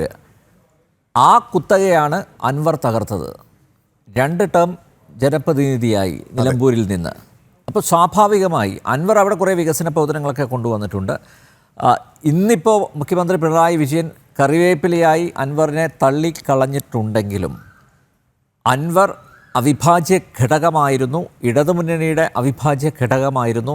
മാത്രമല്ല, പ്രത്യേകിച്ച് വിശിഷ്യ CPMുമായിട്ടുള്ള അഭേദ്യമായ ബന്ധം, അല്ലേ, അത് പലതരത്തിൽ വ്യാഖ്യാനിക്കപ്പെടുകയും ചെയ്തിട്ടുണ്ട്. അതുകൊണ്ട് തന്നെ അൻവർ ഫാക്ടർ അതൊരു ഫാക്ടർ തന്നെയല്ലേ? മാത്രമല്ല, അൻവർ എന്തുകൊണ്ട് MLA സ്ഥാനം രാജിവെച്ചു, അതിലേക്ക് നയിച്ച കാരണങ്ങൾ, ഇതൊക്കെ സ്വാഭാവികമായും നിലമ്പൂരിലെ വോട്ടർമാർ വിധി എഴുതുന്നതിന് മുമ്പ് ഒന്ന് വിലയിരുത്തില്ലേ? തീർച്ചയായിട്ടും, അതിനകത്തൊരു സംശയമില്ലല്ലോ. അതിന് അദ്ദേഹത്തിനെ ജനങ്ങൾ 2 തവണ തിരഞ്ഞെടുത്തു. താങ്കൾ പറഞ്ഞതുപോലെ ജനങ്ങൾക്ക് അതിനകത്ത് താല്പര്യമുണ്ട്, അദ്ദേഹത്തിനോട് താല്പര്യമുണ്ടായിട്ടുള്ളതുകൊണ്ടാണല്ലോ അദ്ദേഹം വിജയിച്ചിട്ടുള്ളത്. അതിനകത്തൊരു സംശയമില്ല. അപ്പോൾ അദ്ദേഹം ചെയ്തിട്ടുള്ള വികസന പ്രവർത്തനങ്ങൾ ഇതൊക്കെ ചെയ്തപ്പോൾ പോലും ചെയ്യുമ്പോൾ അല്ലെങ്കിൽ ചെയ്തിരിക്കുന്നു എന്നത് അവിടെ നിൽക്കട്ടെ. പക്ഷേ അതിനേക്കാൾ ഉപരിയായി അദ്ദേഹം ഏത് സാഹചര്യത്തിലാണ് രാജിവെക്കാൻ കാരണമായി തീർന്നിട്ടുള്ളത്, അതിൻ്റെ കാരണം എന്താണ്? അത് സ്വാഭാവികമായി നിലമ്പൂരിലെ ജനങ്ങൾക്ക് അറിയാവുന്ന കാര്യമാണ്. അത് വീണ്ടും വീണ്ടും ആവർത്തിക്കുകയും ചെയ്യും. ഞങ്ങളുടെ തിരഞ്ഞെടുപ്പിൽ ഏറ്റവും പ്രധാനമായിട്ടും അദ്ദേഹം രാജിവെക്കേണ്ട നിലവിലുള്ള MLA രാജിവെച്ച് ഇപ്പോൾ വീണ്ടും ഒരു തിരഞ്ഞെടുപ്പിനെ നേരിടേണ്ടി വരുന്നൊരു സാഹചര്യത്തെക്കുറിച്ച് അദ്ദേഹം തന്നെ പറയുകയും ചെയ്യും. അപ്പം ഞങ്ങളെ സംബന്ധിച്ചിടത്തോളം അൻവർ ഒരു ഫാക്ടറായിട്ട് തന്നെ ഞങ്ങൾ കണ്ടിട്ടുണ്ട്. അതിനകത്തൊരു സംശയമില്ല. ഇപ്പം ഇന്ന് നമ്മുടെ പ്രമുഖനായിട്ടുള്ള KPCCയുടെ അധ്യക്ഷൻ, കേരളത്തിൻ്റെ പാർട്ടിയുടെ പ്രധാനപ്പെട്ട നേതാവ് ശ്രീ K മുരളീധരൻ പറഞ്ഞത് താങ്കൾ കേട്ടിട്ടല്ലോ. അദ്ദേഹം പറഞ്ഞത് ഈ തെരഞ്ഞെടുപ്പിൽ അൻവർ ഞങ്ങളെ സഹായിച്ചാലും സഹായിച്ചില്ലെങ്കിലും ഞങ്ങൾ ജയിക്കും. പക്ഷേ അൻവർ ഞങ്ങളെ സഹായിച്ചാൽ 35,000 വോട്ടിൻ്റെ ഭൂരിപക്ഷത്തിൽ ഞങ്ങൾ വിജയിക്കും, അല്ലെങ്കിൽ ഒരു 10,000 വോട്ട് കുറയും, 25,000 വോട്ടിന് ഞങ്ങൾ വിജയിക്കും എന്നുള്ളത് ശ്രീ മുരളീധരൻ പറഞ്ഞത് വളരെ കൃത്യമായിട്ടുള്ള ഒരു സ്റ്റേറ്റ്മെൻറ്റാണ്. അതിനകത്ത് ഞങ്ങൾ അദ്ദേഹത്തിൻ്റെ വോട്ട് കൂടി കിട്ടി എത്രത്തോളം ഭൂരിപക്ഷം വർദ്ധിപ്പിച്ച് ഈ സർക്കാരിനെതിരായിട്ടുള്ള ജനങ്ങളുടെ പ്രതിഷേധം അല്ലെങ്കിൽ അവരുടെ ആ ഒരു എന്താ പറയുക, നമ്മൾ പറയുക ആൻറ്റി ഇൻകംബൻസി നമുക്ക് പ്രതിഫലിപ്പിക്കാൻ കഴിയുമോ, ഓരോ വോട്ടും അതിന് നമ്മളെ സഹായിക്കും. അതുകൊണ്ട് തന്നെ ഞങ്ങൾ അൻവറിനെ ഒരു പ്രധാനപ്പെട്ട ഒരു ഫാക്ടറായി തന്നെ നിലമ്പൂരിൽ വലിയ സ്വാധീനമുള്ള ഒരാളായിട്ട് തന്നെയാണ് കരുതുന്നത്. പക്ഷേ അദ്ദേഹത്തിൻ്റെ സ്റ്റാൻഡ് എന്താണ് അത് ക്ലിയർ ആക്കേണ്ടത് ഞങ്ങളല്ലല്ലോ. അദ്ദേഹത്തിൻ്റെ സ്റ്റാൻഡ് ക്ലിയർ ആക്കേണ്ടത് അദ്ദേഹമാണ്. അദ്ദേഹം നാളെ അല്ലെങ്കിൽ വരുന്ന ദിവസങ്ങളിൽ പറയണം, ഞാൻ UDFൻ്റെ സ്ഥാനാർത്ഥി ആര്യാടൻ ഷൗക്കത്തിനെ അംഗീകരിക്കുന്നു, അദ്ദേഹത്തെ പിന്തുണയ്ക്കുന്നു എന്ന് പറഞ്ഞാൽ മാത്രമേ. അങ്ങനെ ഒരു പ്രഖ്യാപനം അൻവറിന്റെ ഭാഗത്തു നിന്നുണ്ടാവുമെന്ന് തോന്നുന്നുണ്ടോ? അതായത് പരസ്യമായി അദ്ദേഹം ആര്യാടൻ ഷൗക്കത്തിനെ അംഗീകരിക്കുന്നു, അങ്ങനെ ഒരു പ്രഖ്യാപനം. മാത്രമല്ല, അൻവറിനോടൊപ്പമുള്ള നിലമ്പൂരിലെ പ്രവർത്തകർ, അദ്ദേഹത്തിൻ്റെ സംഘടനയുടെ പ്രവർത്തകർ അല്ലെങ്കിൽ അദ്ദേഹത്തെ സ്നേഹിക്കുന്നവർ, അപ്പോൾ അങ്ങനെ ഒരു പരസ്യ സ്റ്റേറ്റ്മെൻ്റ് ഉണ്ടെങ്കിൽ മാത്രമല്ലേ ആ സപ്പോർട്ട് പിന്തുണ പൂർണ്ണമായിട്ടും UDF സ്ഥാനാർത്ഥിക്ക് ലഭിക്കുകയുള്ളൂ. അൻവർ നിശബ്ദത പാലിക്കുകയാണെങ്കിൽ അതിനർത്ഥം എന്താണ്? നിലവിൽ തന്നെ അൻവറിന് അതൃപ്തിയുണ്ട് ആര്യാടൻ ഷൗക്കത്തിനെ നിർത്തിയതിൽ. അൻവറിൻ്റെ സ്ഥാനാർത്ഥി ജോയി ആയിരുന്നു അല്ലേ? അപ്പോൾ ആ ഒരു അതൃപ്തി മാത്രമല്ല, ആ ഒരു അനിശ്ചിതത്വം അത് പരിഹരിക്കാൻ കോൺഗ്രസിൻ്റെ ഭാഗത്ത് നിന്ന് നല്ല തരത്തിലുള്ള ഒരു ഇടപെടൽ അനിവാര്യമാണ്. ഞാൻ നേരത്തെ പറഞ്ഞ പോലെ ഇന്നിപ്പം അവിടെ മീറ്റിംഗ് നടക്കുന്നു. തൃണമൂൽ കോൺഗ്രസ് സ്ഥാനാർത്ഥിയെ നിർത്തും എന്ന് തന്നെയാണ് തൃണമൂൽ കോൺഗ്രസിൻ്റെ നേതാവ് പറഞ്ഞിരിക്കുന്നത്. അപ്പോൾ അങ്ങനെ ഒരു സ്ഥാനാർത്ഥി വരികയാണെങ്കിൽ ആർക്കായിരിക്കും തിരിച്ചടി ഉണ്ടാവുക? ഞങ്ങളുടെ സ്റ്റാൻഡ് വളരെ ക്ലിയറാണ്. ഞങ്ങളുടെ സ്റ്റാൻഡ് ഇതാണ്: ഞങ്ങളുടെ സ്ഥാനാർത്ഥിയെ പ്രഖ്യാപിച്ചു കഴിഞ്ഞു. അതോടൊപ്പം കഴിയുന്നത്ര വോട്ടുകൾ സമാഹരിക്കുക എന്നുള്ളതാണ് ഒരു രാഷ്ട്രീയ പാർട്ടിയെ സംബന്ധിച്ചിടത്തോളം തെരഞ്ഞെടുപ്പിൽ ഏറെ പ്രധാനം. അതിന് ഞങ്ങളെ ആരൊക്കെ സഹായിക്കുമോ അവരെയൊക്കെ ഞങ്ങൾ സമീപിക്കും. അത്തരത്തിലൊരാളായിട്ടാണ് ഇപ്പോൾ അൻവർ ഞങ്ങളുടെ മുമ്പിലുള്ളത്. അൻവറിന് ഞങ്ങൾ സഹായിക്കാം, അല്ലെങ്കിൽ അൻവറിന് ഞങ്ങളോട് സഹകരിക്കാതിരിക്കാം. ഒന്നുകിൽ സഹകരിക്കാം, അല്ലെങ്കിൽ സഹകരിക്കാതിരിക്കാം. ഞങ്ങളുടെ സ്ഥാനാർത്ഥിക്ക് മാറ്റം ഉണ്ടാവില്ല. ആര്യാടൻ ഷൗക്കത്ത് എന്ന് പറയുന്നത് UDFൻ്റെ എല്ലാവരും സമ്മതിച്ച് ഒറ്റക്കെട്ടായി പ്രഖ്യാപിച്ചിട്ടുള്ള സ്ഥാനാർത്ഥിയാണ്. ആ സ്ഥാനാർത്ഥിയെ അൻവർ പിന്തുണച്ചാലും പിന്തുണച്ചില്ലെങ്കിലും ആ സ്ഥാനാർത്ഥിയെ വിജയിപ്പിച്ചെടുക്കാൻ കേരളത്തിലെ UDF ഒറ്റക്കെട്ടായി പ്രവർത്തിക്കുമെന്നുള്ള കാര്യത്തിൽ എനിക്കൊരു സംശയമില്ല. ഒന്ന്. രണ്ടാമതൊരു പ്രധാനപ്പെട്ട കാര്യം താങ്കൾ ചോദിച്ചതുപോലെ അൻവർ ഞങ്ങളെ സ്വാധീനിച്ചില്ലെങ്കിൽ അത് ഞങ്ങൾക്ക് തിരിച്ചടിയാകുമോ എന്നുള്ളതാണ്. ഞങ്ങൾക്കൊരു തിരിച്ചടിയുമില്ല. ഞങ്ങളെ സംബന്ധിച്ചിടത്തോളം ഞാൻ ആദ്യമേ സൂചിപ്പിച്ചു, അൻവറിനെ കണ്ടിട്ടല്ല കേരളത്തിൽ UDF കേരളത്തിൽ രാഷ്ട്രീയത്തിലുള്ളത് അല്ലേ. അൻവർ എന്ന് പറയുന്ന ഒരു വ്യക്തി ഇത്രയും കാലം ഞങ്ങൾക്കെതിരായി പ്രവർത്തിച്ച ഒരാളാണ്. അദ്ദേഹം 10 വർഷക്കാലം ഞങ്ങൾക്കെതിരായി അദ്ദേഹം പ്രവർത്തിച്ചു. അദ്ദേഹത്തിന് ഒരു സുപ്രഭാതത്തിൽ അദ്ദേഹത്തിന് പെട്ടെന്നൊരു യാഥാർത്ഥ്യം മനസ്സിലായി. ഇപ്പോൾ ഇത്രയും കാലം ഞാൻ ചെയ്ത തെറ്റുകൾ ഞാൻ ഏറ്റുപറയുകയാണ്. ഞാൻ ആ തെറ്റേറ്റ് പറഞ്ഞിട്ട് ഞാൻ രാജിവെക്കുന്നു. ഞാൻ ഇപ്പോൾ UDFനെ അല്ലെങ്കിൽ UDFനെ ഞാൻ ഇനി മുതൽ UDFനോടൊപ്പമാണ്, അല്ലെങ്കിൽ UDFനെ ഞാൻ ഇനി പിന്തുണയ്ക്കും എന്ന് അദ്ദേഹം പറഞ്ഞപ്പം മാധ്യമപ്രവർത്തകരെ എപ്പോൾ കാണുമ്പോഴും അൻവർ പറഞ്ഞുകൊണ്ടിരുന്നത് ഞാൻ കോൺഗ്രസ് കുടുംബത്തിൽ നിന്നുള്ള ഒരാളാണെന്നാണ്. അല്ല, ആവർത്തിച്ച് അത് വ്യക്തമാക്കിയിട്ടുണ്ട്. ഞാൻ ചോദിക്കട്ടെ, കോൺഗ്രസ് കുടുംബത്തിൽ നിന്നുള്ള ഒരുപാട് ആളുകൾ ഇപ്പോൾ CPM ഇല്ലേ? ഞാൻ പറയട്ടെ, ഇപ്പോൾ തോമസ് മാഷ് ഇന്ന് CPMനോടൊപ്പമാണ്, ഞങ്ങളോടൊപ്പം അല്ല. തോമസ് മാഷ് ഇന്ന് കേരളത്തിലെ LDFൻ്റെ ഒരു വളരെ സുപ്രധാനമായ ഡൽഹിയിൽ വളരെ പ്രധാനപ്പെട്ട ഒരു ചുമതല വഹിക്കുന്ന ആളാണ്. അദ്ദേഹം ഈ പാർട്ടിയിൽ നിന്ന്, കോൺഗ്രസ് പാർട്ടിയിൽ നിന്ന് എന്തെല്ലാം അദ്ദേഹത്തിന് ലഭിച്ചിട്ടുണ്ട്. അദ്ദേഹം മന്ത്രിയായ ആളാണ്, MLA ആളാണ്, MP ആയിട്ടുള്ള ആളാണ്. അല്ല, അങ്ങനെ ഒരുപാട് കാര്യങ്ങൾ അദ്ദേഹം നേടിയിട്ടുണ്ട് അല്ലേ. ഇപ്പോൾ അദ്ദേഹം നമ്മളോടൊപ്പം ഇല്ല. അപ്പോൾ അങ്ങനെ ഒരുപാട് പേർ കോൺഗ്രസ് കുടുംബത്തിൽ നിന്ന് പലയിടത്തേക്കും പോയിട്ടുണ്ട്. അപ്പോൾ അതുകൊണ്ട് ഞങ്ങൾ അതിനെയൊന്നും നെഗേറ്റ് ചെയ്യുന്നില്ല. ആ കാര്യങ്ങളെക്കുറിച്ചൊന്നും ഞങ്ങൾക്ക് അഭിപ്രായ വ്യത്യാസമൊന്നുമില്ല. പക്ഷേ ഞങ്ങൾ പറയുന്ന സ്റ്റാൻഡിനകത്ത് എന്തെങ്കിലും കുറവുണ്ടെങ്കിൽ അതിന് പറയും. ഇപ്പം ഞങ്ങൾ പറഞ്ഞിട്ടുള്ള സ്റ്റാൻഡ് എന്താ? ഞങ്ങൾ ഇന്നും പറഞ്ഞ സ്റ്റാൻഡ് ഇതാണ്. കേരളത്തിൻ്റെ UDFൻ്റെ സ്റ്റാൻഡ് വളരെ വ്യക്തമാണ്. ഞങ്ങളുടെ സ്ഥാനാർത്ഥിയെ ഞങ്ങൾ പ്രഖ്യാപിച്ചു കഴിഞ്ഞു. അത് ആര്യാടൻ ഷൗക്കത്താണ്. അതിനി ഒരു മാറ്റവും ഉണ്ടാകാൻ പോകുന്നില്ല. ജയിച്ചാലും തോറ്റാലും ആ കാര്യത്തിലൊരു മാറ്റം ഉണ്ടാവില്ല. ഞങ്ങൾ മുന്നോട്ട് പോയി കഴിഞ്ഞു. ഇനി അറിയേണ്ട സ്റ്റാൻഡ്, ഞങ്ങളുടെ ഈ സ്ഥാനാർത്ഥിയെ അൻവർ തൃണമൂൽ കോൺഗ്രസിൻ്റെ നേതാവ് പിന്തുണയ്ക്കുന്നുണ്ടോ, മുൻ MLA പിന്തുണയ്ക്കുന്നുണ്ടോ എന്നുള്ളതാണ് ഞങ്ങളുടെ ചോദ്യം. അത് കഴിഞ്ഞിട്ട് മാത്രമേ നമുക്ക് ചർച്ചയുള്ളൂ. അതിനോടൊപ്പം തന്നെ ഇതിന് സമാന്തരമായി തന്നെ UDFൻ്റെ മറ്റു നേതാക്കന്മാർ അദ്ദേഹവുമായി സംസാരിക്കുന്നുണ്ടാകും, ഒരു സംശയവുമില്ല. അതപ്പോൾ അതിൻ്റെ അർത്ഥം എന്താണ്?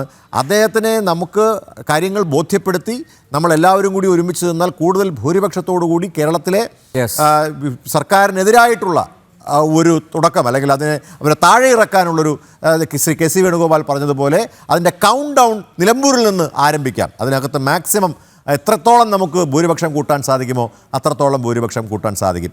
ഇനി അദ്ദേഹം വന്നില്ലെങ്കിലും ഞങ്ങൾ വലിയ ഭൂരിപക്ഷത്തോടു കൂടി തന്നെ ഞങ്ങളുടെ സ്ഥാനാർത്ഥി ശ്രീ ആര്യാടൻ ഷൗക്കത്ത് വിജയിക്കും. ഒരു സംശയവും ആ കാര്യത്തിൽ ഞങ്ങൾക്കില്ല. ഓക്കെ, അൻവറിനെ തള്ളുകയോ കൊള്ളുകയോ ചെയ്യുന്നില്ല നിലവിലില്ല. അത് അദ്ദേഹത്തിൻ്റെ സ്റ്റാൻഡ് പോലിരിക്കും. യെസ്. ശ്രീ ഷാജി രാഘവൻ, നേരത്തെ പറഞ്ഞു വെച്ചത് താങ്കൾക്ക് പൂർത്തിയാക്കാം. സാങ്കേതിക പ്രശ്നം വന്നതുകൊണ്ടാണ്, ക്ഷമിക്കുക. അല്ല നമ്പ്യാർ, സത്യത്തിൽ ഞാൻ എന്താണ് പറഞ്ഞുകൊണ്ടിരുന്നതെന്നുള്ളത് എനിക്ക് സത്യത്തിൽ എപ്പോഴാണ് ഇത് കട്ടായെന്നുള്ളതിനെപ്പറ്റി എനിക്കൊരു ധാരണയില്ല. ഞാൻ എന്തായാലും അതിലേക്ക് വരാം. ഓക്കെ, ഞാൻ പറയാൻ ആഗ്രഹിച്ചത് ഈ തെരഞ്ഞെടുപ്പിനെ BJP വളരെ കൃത്യമായി തുടക്കത്തിൽ തന്നെ ഒരു പറഞ്ഞൊരു കാര്യം, ഈ സംസ്ഥാനത്ത് അടിച്ചേൽപ്പിച്ചൊരു തെരഞ്ഞെടുപ്പ്, കോടികൾ മുടക്കി ഒരു തെരഞ്ഞെടുപ്പ് നടക്കാൻ പോകുന്നു. ഈ തിരഞ്ഞെടുക്കപ്പെടുന്ന MLA എന്ന് പറയുന്ന ആൾ ആ നാടിന് വേണ്ടി പ്രവർത്തിക്കാൻ വേണ്ടിയിട്ടാണല്ലോ ഈ തിരഞ്ഞെടുപ്പ്. നമുക്കറിയാം, വളരെ കുറച്ച് സമയം തിരഞ്ഞെടുക്കപ്പെടുന്ന ആൾ ആരായാലും സ്വന്തം മണ്ഡലത്തിലൊന്ന് കറങ്ങിത്തിരിഞ്ഞ്, അല്ലെങ്കിൽ സത്യപ്രതിജ്ഞ കഴിഞ്ഞ് നേരെ തിരുവനന്തപുരത്ത് നിന്ന് സ്വന്തം നിലമ്പൂർ മണ്ഡലത്തിലൊന്ന് കറങ്ങിത്തിരിഞ്ഞ് ആ ജനങ്ങളുടെ പ്രശ്നങ്ങൾ പഠിച്ച് മനസ്സിലാക്കി ഒരു പ്രോജക്റ്റ്, ഒരു ചെറിയൊരു പ്രോജക്റ്റ് പോലും സമർപ്പിക്കാനുള്ള സാവകാശമുണ്ടോ? നമ്മളൊന്ന് ആലോചിച്ച് നോക്കൂ. കേരളത്തിൻ്റെ ഈ രാഷ്ട്രീയമല്ലേ, അതാണ് BJPയുടെ സംസ്ഥാന അധ്യക്ഷൻ പറയാൻ വേണ്ടിയിട്ട് ആഗ്രഹിച്ചത്. അതായത് കേരളത്തിലാണ് ഈ പ്രശ്നം. നമ്മുടെ രാജ്യത്തും നമ്മുടെ സംസ്ഥാനങ്ങളും ഒക്കെ തന്നെ എന്തിനു വേണ്ടിയിട്ടാണ് ഈ തെരഞ്ഞെടുപ്പ്? സത്യത്തിൽ തെരഞ്ഞെടുപ്പ് ഒരിക്കലും പാർട്ടിയുടെ പ്രത്യയശാസ്ത്രം ജനങ്ങളെ പറഞ്ഞ് മനസ്സിലാക്കാൻ വേണ്ടിയിട്ടല്ല. ജനങ്ങളുടെ പ്രശ്നങ്ങൾക്ക് വേണ്ടിയിട്ട് അവരുടെ പ്രശ്നങ്ങൾ പഠിച്ച് ജനങ്ങളുടെ മുമ്പിൽ അവതരിപ്പിച്ച് ജനങ്ങളെ കൺവിൻസ് ചെയ്തുകൊണ്ട് ഉണ്ടാകാൻ പോകുന്ന ഗവൺമെൻറ്റിൻ്റെ നിലപാടുകൾ വ്യക്തമാക്കിക്കൊണ്ടാണ് നമ്മൾ തെരഞ്ഞെടുപ്പിലേക്ക് പോകേണ്ടത്. ഇതിന് എവിടെ ഈ പറഞ്ഞ സബ്ജക്റ്റിന് ഈ വരാൻ പോകുന്ന ഉപതെരഞ്ഞെടുപ്പിൽ എന്താ സ്പേസ് ഉള്ളത്? ബഹുമാന്യനായ ഡോക്ടർ GV ഹരി, അദ്ദേഹം രണ്ടാമത് സംസാരിക്കുന്നിടത്താണ് എനിക്ക് വീണ്ടും ലിങ്ക് കിട്ടിയത്, എനിക്ക് കേൾക്കാൻ പറ്റിയത്. അദ്ദേഹം ഇന്നിപ്പോൾ പറയുന്നു, ബഹുമാന്യനായ PV അൻവർ, മുൻ MLA അവിടുത്തെ, അദ്ദേഹം എന്തൊക്കെയോ അവിടെ ചെയ്തിട്ടുണ്ട്, വികസന പ്രവർത്തനങ്ങൾ ചെയ്തിട്ടുണ്ടെന്നാണ് പറയുന്നത്. ഡോക്ടർ GV ഹരി സത്യത്തിൽ ഈ തെരഞ്ഞെടുപ്പിൽ BJP മുമ്പോട്ട് വെക്കുന്നൊരു പ്രധാനപ്പെട്ട വിഷയം എന്താണെന്നറിയോ? നിലമ്പൂരിൻ്റെ വികസനം ചർച്ച ചെയ്യാൻ നിങ്ങൾ തയ്യാറുണ്ടോ? ഇടതുപക്ഷത്തോട് ഇതേ ചോദ്യം ഞങ്ങൾക്കുണ്ട്. ആ ചർച്ച ചെയ്യുമ്പോൾ നിങ്ങൾ ആരെ മുന്നിൽ നിർത്തി ചർച്ച ചെയ്യണം? PV അൻവറെ മുമ്പിൽ നിർത്തി ചർച്ച ചെയ്യണം. 9 കൊല്ലം ജനങ്ങളുടെ മേൽ അടിച്ചേൽപ്പിച്ചു ഇടതുപക്ഷം PV അൻവറെ. അതിനുശേഷം അവിടുന്ന് UDF അദ്ദേഹത്തെ ഹൈജാക്ക് ചെയ്തു. താങ്കൾ പറഞ്ഞു അവിടുന്ന് മനം എടുത്ത് തെറ്റ് തിരുത്തി. താങ്കൾ പറഞ്ഞു, ഞാൻ കേട്ടില്ല, താങ്കൾ പറഞ്ഞു അദ്ദേഹം തെറ്റ് തിരുത്തി ഇവിടെ വരുന്നു എന്നുള്ള നിലയ്ക്കാണ് താങ്കൾ അവതരിപ്പിക്കുന്നത്. അതിനകത്ത് എന്ത് വാസ്തവമാണ് ഉള്ളത്? എന്തുകൊണ്ടാണ് ഇപ്പോഴും നിങ്ങൾക്ക് PV അൻവറെ കോൺഗ്രസിൻ്റെ ഉള്ളിൽ നിങ്ങൾ ഏകകണ്ഠമായി ഒരുമിച്ചാണ് അദ്ദേഹത്തിൻ്റെ കാര്യത്തിൽ നിലപാടെടുത്തതെന്ന് പറയുന്നു? കേരളത്തിൻ്റെ മുമ്പിൽ നിങ്ങൾക്ക് എങ്ങനെ പറയാൻ സാധിക്കുമോ? എങ്ങനെ നിങ്ങൾക്ക് സാധിക്കും? നിങ്ങൾക്ക് മുസ്ലിം ലീഗ് എന്നുള്ളൊരു പാർട്ടിക്ക് UDFൻ്റെ മേലുള്ള നീരാളി പിടുത്തം ഉള്ളിടത്തോളം നിങ്ങൾക്ക് PV അൻവറെ തള്ളിക്കളയാൻ പറ്റുമോ? കോൺഗ്രസിലെ പ്രധാനപ്പെട്ട സംസ്ഥാനത്തെ നേതാക്കന്മാരെല്ലാം ഒരുമിച്ച് ഒരേ അഭിപ്രായമാണ് പറഞ്ഞതെന്ന് ഡോക്ടർ GV ഹരിക്ക് പറയാൻ സാധിക്കുമോ? നിങ്ങൾക്ക് സാധിക്കില്ല എന്നേ. ഇത് കൃത്യമായി ബോധ്യമുള്ളവനാണ് PV അൻവർ. അതുകൊണ്ടാണ് PV അൻവർ ഉറച്ച നിലപാടെടുത്ത് നിൽക്കുന്നത്. ഞങ്ങളുടെ ചോദ്യം ഇതല്ല. ഈ PV അൻവറെ പോലുള്ള ആൾക്കാരെ തെരഞ്ഞെടുപ്പിൻ്റെ രംഗത്ത് അവതരിപ്പിച്ചതിൻ്റെ ഉത്തരവാദിത്വമുണ്ടല്ലോ, ഇത് നിങ്ങൾക്ക് രണ്ടുപേർക്ക് പിന്നോട്ട് പോകാൻ സാധിക്കില്ല. ഇത്രയധികം ജനങ്ങൾ, നിങ്ങളൊന്ന് ആലോചിച്ച് നോക്കൂ. കോൺഗ്രസിൻ്റെ പാർട്ടി കേരളത്തിൽ ഈ നിലമ്പൂർ ഹേബിയസ് കോർപ്പസ് കേസ് കൊടുത്തു. എന്തിനാണെന്നറിയോ? അവരുടെ MLA കാണാനില്ലെന്ന് പറഞ്ഞു. ഡോക്ടർ GV ഹരി ഇവിടെ വന്ന് പറയുന്നത് കഴിഞ്ഞ 9 കൊല്ലം കുറേ കാര്യങ്ങൾ ചെയ്ത നല്ല MLA ആണെന്ന് UDFൻ്റെ പ്രതിനിധി ചർച്ചയിൽ പറയുന്നത്. ഹേബിയസ് കോർപ്പസ് കേസ് കൊടുത്തു സാർ, പ്രതീകാത്മകമായി. MLA അവിടെ ഇല്ല. അവരുടെ തെറ്റല്ല. യൂത്ത് കോൺഗ്രസിനെ ഞാൻ അഭിനന്ദിക്കുകയാണ്. നിയമസഭയിൽ സ്ഥിരമായി പങ്കെടുത്തില്ല ഈ MLA. എന്തേ കാര്യം? അദ്ദേഹം, ഞാൻ മനസ്സിലാക്കുന്ന ആഫ്രിക്കൻ രാജ്യങ്ങളിൽ ഖനനവുമായി ബന്ധപ്പെട്ട് സ്വന്തം, അതിനകത്ത് തെറ്റൊന്നും ഞാൻ പറയുന്നില്ല. പക്ഷെ നിങ്ങൾക്ക് ജനപ്രതിനിധിയായിട്ട് അയാളെ വേണമെന്നുള്ളതാണ് ചോദ്യം.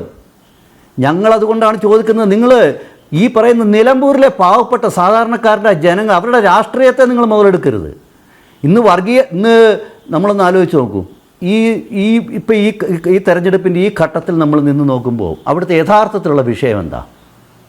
VD സതീശന് പോലും PV അൻവറോട് വിരോധം ഉണ്ടായിട്ടൊന്നുമല്ല. ഒരു കടുംപെട്ട് PV അൻവർ നടത്തി. എന്താ PV അൻവർ നടത്തിയത്? അവിടെ ജോയിയെ സ്ഥാനാർത്ഥിയാക്കണമെന്ന് പറഞ്ഞു. അതല്ലേ ശരിക്കും യഥാർത്ഥ പ്രശ്നം? അല്ലെങ്കിൽ ഈ പ്രശ്നം ഉണ്ടാവില്ലല്ലോ. മതത്തിൻ്റെയും ജാതിയുടെയും സമുദായത്തിൻ്റെയും വേർതിരിഞ്ഞ് സ്ഥാനാർത്ഥിയെ നിശ്ചയിക്കുകയും അവരെ നിലനിർത്തുകയും ചെയ്യുന്നതിനപ്പുറത്ത് ഈ രണ്ട് മുന്നണികളും കേരളത്തിൻ്റെ കഴിഞ്ഞ പൊതു രാഷ്ട്രീയ മണ്ഡലത്തിൽ എന്ത് നിലപാടാണെന്ന് എടുത്തിട്ടുള്ളത്? അതിൻ്റെ അടിസ്ഥാനത്തിൽ വേണമെന്ന് ഈ പറയുന്ന ഈ നിലമ്പൂർ ചർച്ച ചെയ്യാൻ. അങ്ങനെ ചർച്ച ചെയ്യുമ്പോഴാണ് ഞാൻ ഒരിക്കൽ കൂടി GV ഹരിയോടും ഇടതുപക്ഷത്തിൻ്റെ പ്രതിനിധിയുണ്ട്, എനിക്ക് അവരോട് ചോദിക്കാനുണ്ടായിരുന്നു. എന്താ ചോദ്യം എന്നറിയുമോ? നിങ്ങൾ ഈ പറയുന്ന അൻവർ LDF വിട്ട് UDFിലേക്ക് വരുമ്പോൾ അദ്ദേഹം ഉയർത്തിയ ചില വിഷയങ്ങളുണ്ട്. നിങ്ങൾ ഈ തെരഞ്ഞെടുപ്പിൽ ആ വിഷയം ചർച്ച ചെയ്യാൻ തയ്യാറുണ്ടോ? എന്തായിരുന്നു അദ്ദേഹം ഉയർത്തിയ വിഷയം? അദ്ദേഹം ഉയർത്തിയ ഒരു പ്രധാനപ്പെട്ട വിഷയം മലപ്പുറം ജില്ല കേന്ദ്രീകരിച്ചാണ്. മലപ്പുറം ജില്ലയിൽ വലിയ തോതിൽ സ്വർണ്ണക്കള്ളക്കടത്ത് നടക്കുന്നുണ്ട്, വലിയ തോതിൽ ലഹരി കച്ചവടങ്ങൾ നടക്കുന്നുണ്ട്. അതിൻ്റെ ഹബ്ബായിട്ട് മലപ്പുറം മാറി. അങ്ങനെ ഹബ്ബായിട്ട് മലപ്പുറം മാറിയപ്പോൾ ആ പറയുന്ന ഏജൻസിയുമായിട്ട് ബന്ധമുള്ളവരാണ് മുഖ്യമന്ത്രിയുടെ ഓഫീസിലിരിക്കുന്ന ADGPയും മുഖ്യമന്ത്രിയുടെ പ്രിൻസിപ്പൽ സെക്രട്ടറി അല്ല, എന്താ പറയുക, P. ശശി ഉൾപ്പെടെയുള്ള ആൾക്കാരെന്ന് പറഞ്ഞ ആളാണ് ഈ PV അൻവർ, പൊളിറ്റിക്കൽ സെക്രട്ടറി. ആ വിഷയമാണ് ആരുന്നയിച്ചത്? PV അൻവർ. ശരിയല്ലേ ഇത്? അപ്പം മലപ്പുറം ജില്ലയിൽ വലിയ തോതിൽ ഇത് നടക്കുന്നുണ്ട്, കരിപ്പൂർ എയർപോർട്ട് കേന്ദ്രീകരിച്ച് ഇത് വലിയ തോതിൽ നടക്കുന്നുണ്ട് എന്നുള്ള പ്രസ്താവനയാണ് PV അൻവർ കേരളത്തിൻ്റെ പൊതുസമൂഹത്തിൻ്റെ മുമ്പിൽ ആദ്യം വെച്ചത്. പക്ഷേ പിന്നീട് നമ്മൾ കണ്ടു ആ മലപ്പുറം ജില്ലയെ അങ്ങനെ വളരെ മോശപ്പെട്ട രീതിയിൽ ചിത്രീകരിച്ചതിൻ്റെ പഴിയും അതിൻ്റെ ചർച്ചകളും ഒക്കെ ഈ ഫ്ലോറിലും പല ഫ്ലോറിലും ഇവിടുത്തെ എല്ലാ ചാനലുകളും നമ്മൾ ചർച്ച ചെയ്തത് കണ്ടു. ബഹുമാന്യനായിട്ടുള്ള കേരളത്തിൻ്റെ മുഖ്യമന്ത്രി ആദ്യം ചെയ്തത് എന്താ? അടക്കയാണെന്ന് വിചാരിച്ച് എന്താ പറയുക, മടിയിൽ വെച്ച ആളാണ് ഈ PV അൻവർ, പിണറായി വിജയൻ. പക്ഷേ അദ്ദേഹം ആദ്യം തന്നെ അവിടെ ഈ ഒരു ആരോപണം വന്നപ്പോൾ തന്നെ, അതായത് സ്വർണം പൊട്ടിക്കൽ ഉൾപ്പെടെയുള്ള മുഴുവൻ കാര്യങ്ങൾക്ക് കള്ളക്കടത്ത് കേന്ദ്രമായിട്ടുള്ള മലപ്പുറം ജില്ലയിലെ ആൾക്കാരുമായി ബന്ധമുള്ള മുഖ്യമന്ത്രിയുടെ ഓഫീസിലെ ADGPയും P. ശശിയും പൊളിറ്റിക്കൽ സെക്രട്ടറിയും എന്ന് ആരോപണം ഉന്നയിച്ചപ്പോൾ മുഖ്യമന്ത്രി ആദ്യം ചെയ്തത് എന്താ? ഈ പറയുന്ന PV അൻവറെ വിശ്വാസത്തിലെടുത്തുകൊണ്ട് അവിടുന്ന് 5ഓളം പോലീസ് ഉദ്യോഗസ്ഥന്മാരെ സ്ഥലം മാറ്റി. അവിടുത്തെ SP പത്തനംതിട്ടയ്ക്ക് വെരി നെക്സ്റ്റ് ഡേ 24 hours മുമ്പിൽ ട്രാൻസ്ഫർ ചെയ്തുകൊണ്ട് PV അൻവറെ പ്രീണിപ്പെടുത്താൻ വേണ്ടി വലിയ ശ്രമം നടത്തിയിട്ടുണ്ട്. പക്ഷേ അടക്കാമരമായത് പിണറായി വിജയൻ പിന്നീട് അറിഞ്ഞത്.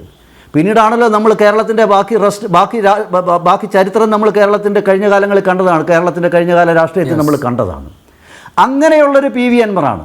ആ PV അൻവർ ഉന്നയിച്ച ഈ കാര്യങ്ങൾ, ഈ വിഷയങ്ങളുണ്ടല്ലോ, ഇത് നിങ്ങൾ ചർച്ചയ്ക്ക് എടുക്കാൻ തയ്യാറുണ്ടോ? അദ്ദേഹം ഉന്നയിച്ച 1-2 വിഷയങ്ങൾ, ഞാൻ ഈ പറഞ്ഞ 1-2-3 വിഷയങ്ങൾ നിങ്ങൾ മുമ്പോട്ട് കൊണ്ടുവരാൻ തയ്യാറുണ്ടോ? അങ്ങനെ PV അൻവർ ഉന്നയിച്ച വിഷയങ്ങൾ നിങ്ങൾ എടുത്ത് മുമ്പിൽ കൊണ്ടുവരാൻ ആഗ്രഹിക്കുന്നുണ്ടെങ്കിൽ മുസ്ലിം ലീഗ് നിങ്ങളുടെ കൂടെ നിൽക്കുമോ?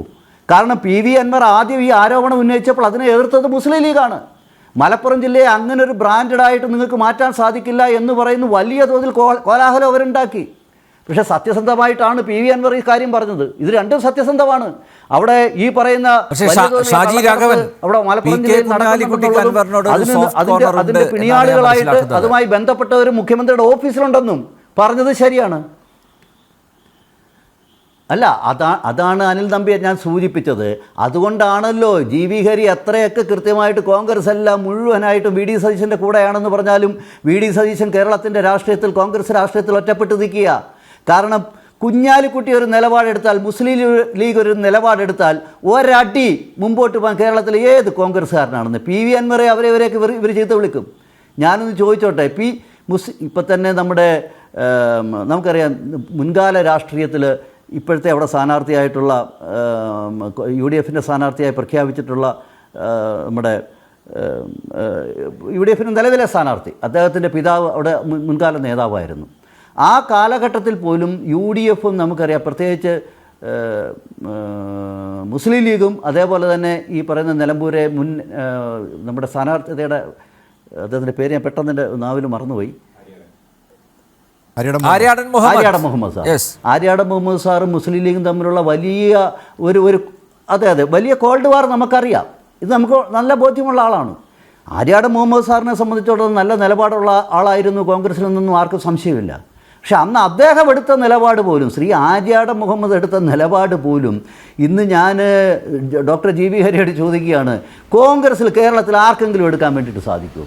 നിങ്ങൾ കേരളത്തിലെ രണ്ട് മുന്നണികളും ഇവോൾവ് ചെയ്യുന്നത് അല്ലെങ്കിൽ ചുറ്റിക്കറങ്ങുന്നത് ഈ PV അൻവറിൻ്റെ ചുറ്റിലാണെന്നേ. അയാളാണ് ഈ നിലമ്പൂരിനെ 9 കൊല്ലം പിറകോട്ടടിച്ചത്.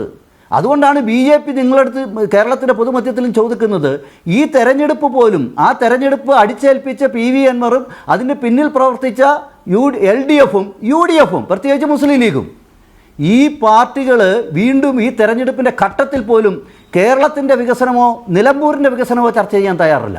നിലമ്പൂരിൻ്റെ വികസനം ചർച്ച ചെയ്യാത്തതിൻ്റെ കാരണം എന്താണെന്ന് വെച്ചാൽ, അതിൻ്റെ ഏറ്റവും പ്രധാനപ്പെട്ട കാരണം, അത് ചർച്ച ചെയ്താൽ PV അൻവറെ മാറ്റി നിർത്തി ചർച്ച ചെയ്യേണ്ടി വരും, അങ്ങേരെ തള്ളിപ്പറഞ്ഞ് ചർച്ച ചെയ്യേണ്ടി വരും. അങ്ങേരെ തള്ളിപ്പറഞ്ഞുകൊണ്ടൊരു നിലപാടെടുക്കാൻ UDFനും LDFനും ഈ പറയുന്ന നിലമ്പൂർ മണ്ഡലത്തിൽ ഇപ്പോഴും സാധിക്കില്ല എന്നുള്ളതാണ് യാഥാർത്ഥ്യം. ഓക്കെ, നിലമ്പൂരിൽ വികസനം ചർച്ചയാവുമോ എന്നുള്ളതാണ്. ഇപ്പോൾ ഷാജി രാഘവൻ പറഞ്ഞതുപോലെ അൻവറിനെ ചുറ്റിപ്പറ്റിയാണ് ഇപ്പോൾ കാര്യങ്ങളൊക്കെ മുന്നോട്ട് പോകുന്നത്. ഇനിയിപ്പോൾ അൻവർ എന്ത് തീരുമാനമെടുക്കും, തൃണമൂൽ കോൺഗ്രസ് എന്ത് തീരുമാനമെടുക്കും, അതിനെ ആശ്രയിച്ചായിരിക്കും തുടർ നടപടികൾ LDFും UDFും കൈക്കൊള്ളുക എന്നാണ് കരുതുന്നത്. രാജൻ ജോസഫ്, കോൺഗ്രസിൻ്റെ പ്രതിനിധിയും അതുപോലെ BJPയുടെ പ്രതിനിധിയും അവരുടെ നിലപാട് വിശദീകരിച്ചു കഴിഞ്ഞു. ഇവിടെ കഴിഞ്ഞ കുറേ ദിവസങ്ങളായി മാധ്യമങ്ങളെല്ലാം അൻവറിനെ കേന്ദ്രീകരിച്ചാണ് നിലമ്പൂർ തെരഞ്ഞെടുപ്പിനെ അളക്കുന്നത്. അതിന് മാത്രം പ്രസക്തി അൻവറിന് ഉണ്ടോ? നേരത്തെ ഷാജി രാഘവൻ പറഞ്ഞതുപോലെ നിലമ്പൂരിൻ്റെ വികസനം അത് പിന്നോട്ട് അടിക്കാൻ മാത്രമാണ് അൻവർ ഒരു നിമിത്തമായത് എന്നാണ് അദ്ദേഹം പറഞ്ഞു വെച്ചത്. മാത്രമല്ല, ഇപ്പോൾ നോക്കൂ, ഇന്ന് മുഖ്യമന്ത്രി പിണറായി വിജയൻ തന്നെ ഒരു കാര്യം പറഞ്ഞിട്ടുണ്ട്. അത് ഒരു പൊളിറ്റിക്കൽ സ്റ്റണ്ടാവാനാണ് സാധ്യത. കാരണം ഈ വന്യമൃഗങ്ങളുടെ ആക്രമണ ഭീഷണി ഉള്ളൊരു മേഖല കൂടിയാണല്ലോ നിലമ്പൂർ.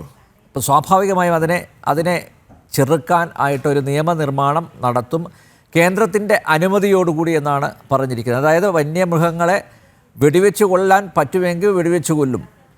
നിലമ്പൂരുള്ള വോട്ടർമാരെ സുഖിപ്പിക്കാൻ വേണ്ടി, വന്യമൃഗ ഭീഷണി നേരിടുന്ന വോട്ടർമാരെ സുഖിപ്പിക്കാൻ വേണ്ടിയുള്ള ഒരു പൊളിറ്റിക്കൽ സ്റ്റണ്ടാണ് അത്. പക്ഷേ എങ്കിലും കൃത്യമായിട്ടുള്ള ഒരു ആസൂത്രണം ഇടതുമുന്നണി മുന്നോട്ട് വെച്ചിരിക്കുകയാണ്. എങ്ങനെ വോട്ടുകൾ അവരുടെ പെട്ടിയിലേക്ക് കൊണ്ടുവരാം എന്നുള്ളതിൽ വളരെ കൂലങ്കഷമായിട്ടുള്ള ചിന്ത നടക്കുകയാണ് ഇത്തരത്തിൽ. അപ്പോൾ പൊതുവിൽ എങ്ങനെ ആർക്കനുകൂലമായിട്ടുള്ള ഒരു കാലാവസ്ഥയാണ് ഇപ്പോൾ ഉള്ളത്? ഞാൻ ആവർത്തിച്ച് ചോദിക്കുകയാണ്, അൻവർ ഒരു ഫാക്ടർ ആകുമോ എന്നാണ് താങ്കളുടെ നിരീക്ഷണം?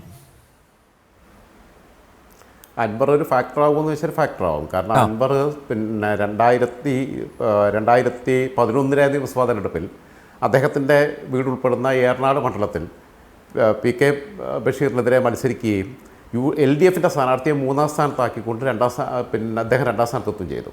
അന്ന് CPMൻ്റെ ആളുകൾ മുഴുവൻ, പ്രവർത്തകർ മുഴുവൻ വളരെ രഹസ്യമായിട്ട് അദ്ദേഹത്തിൻ്റെ കൂടെയായിരുന്നു. CPIക്കാണ് സീറ്റ് ഉണ്ടായിരുന്നത്.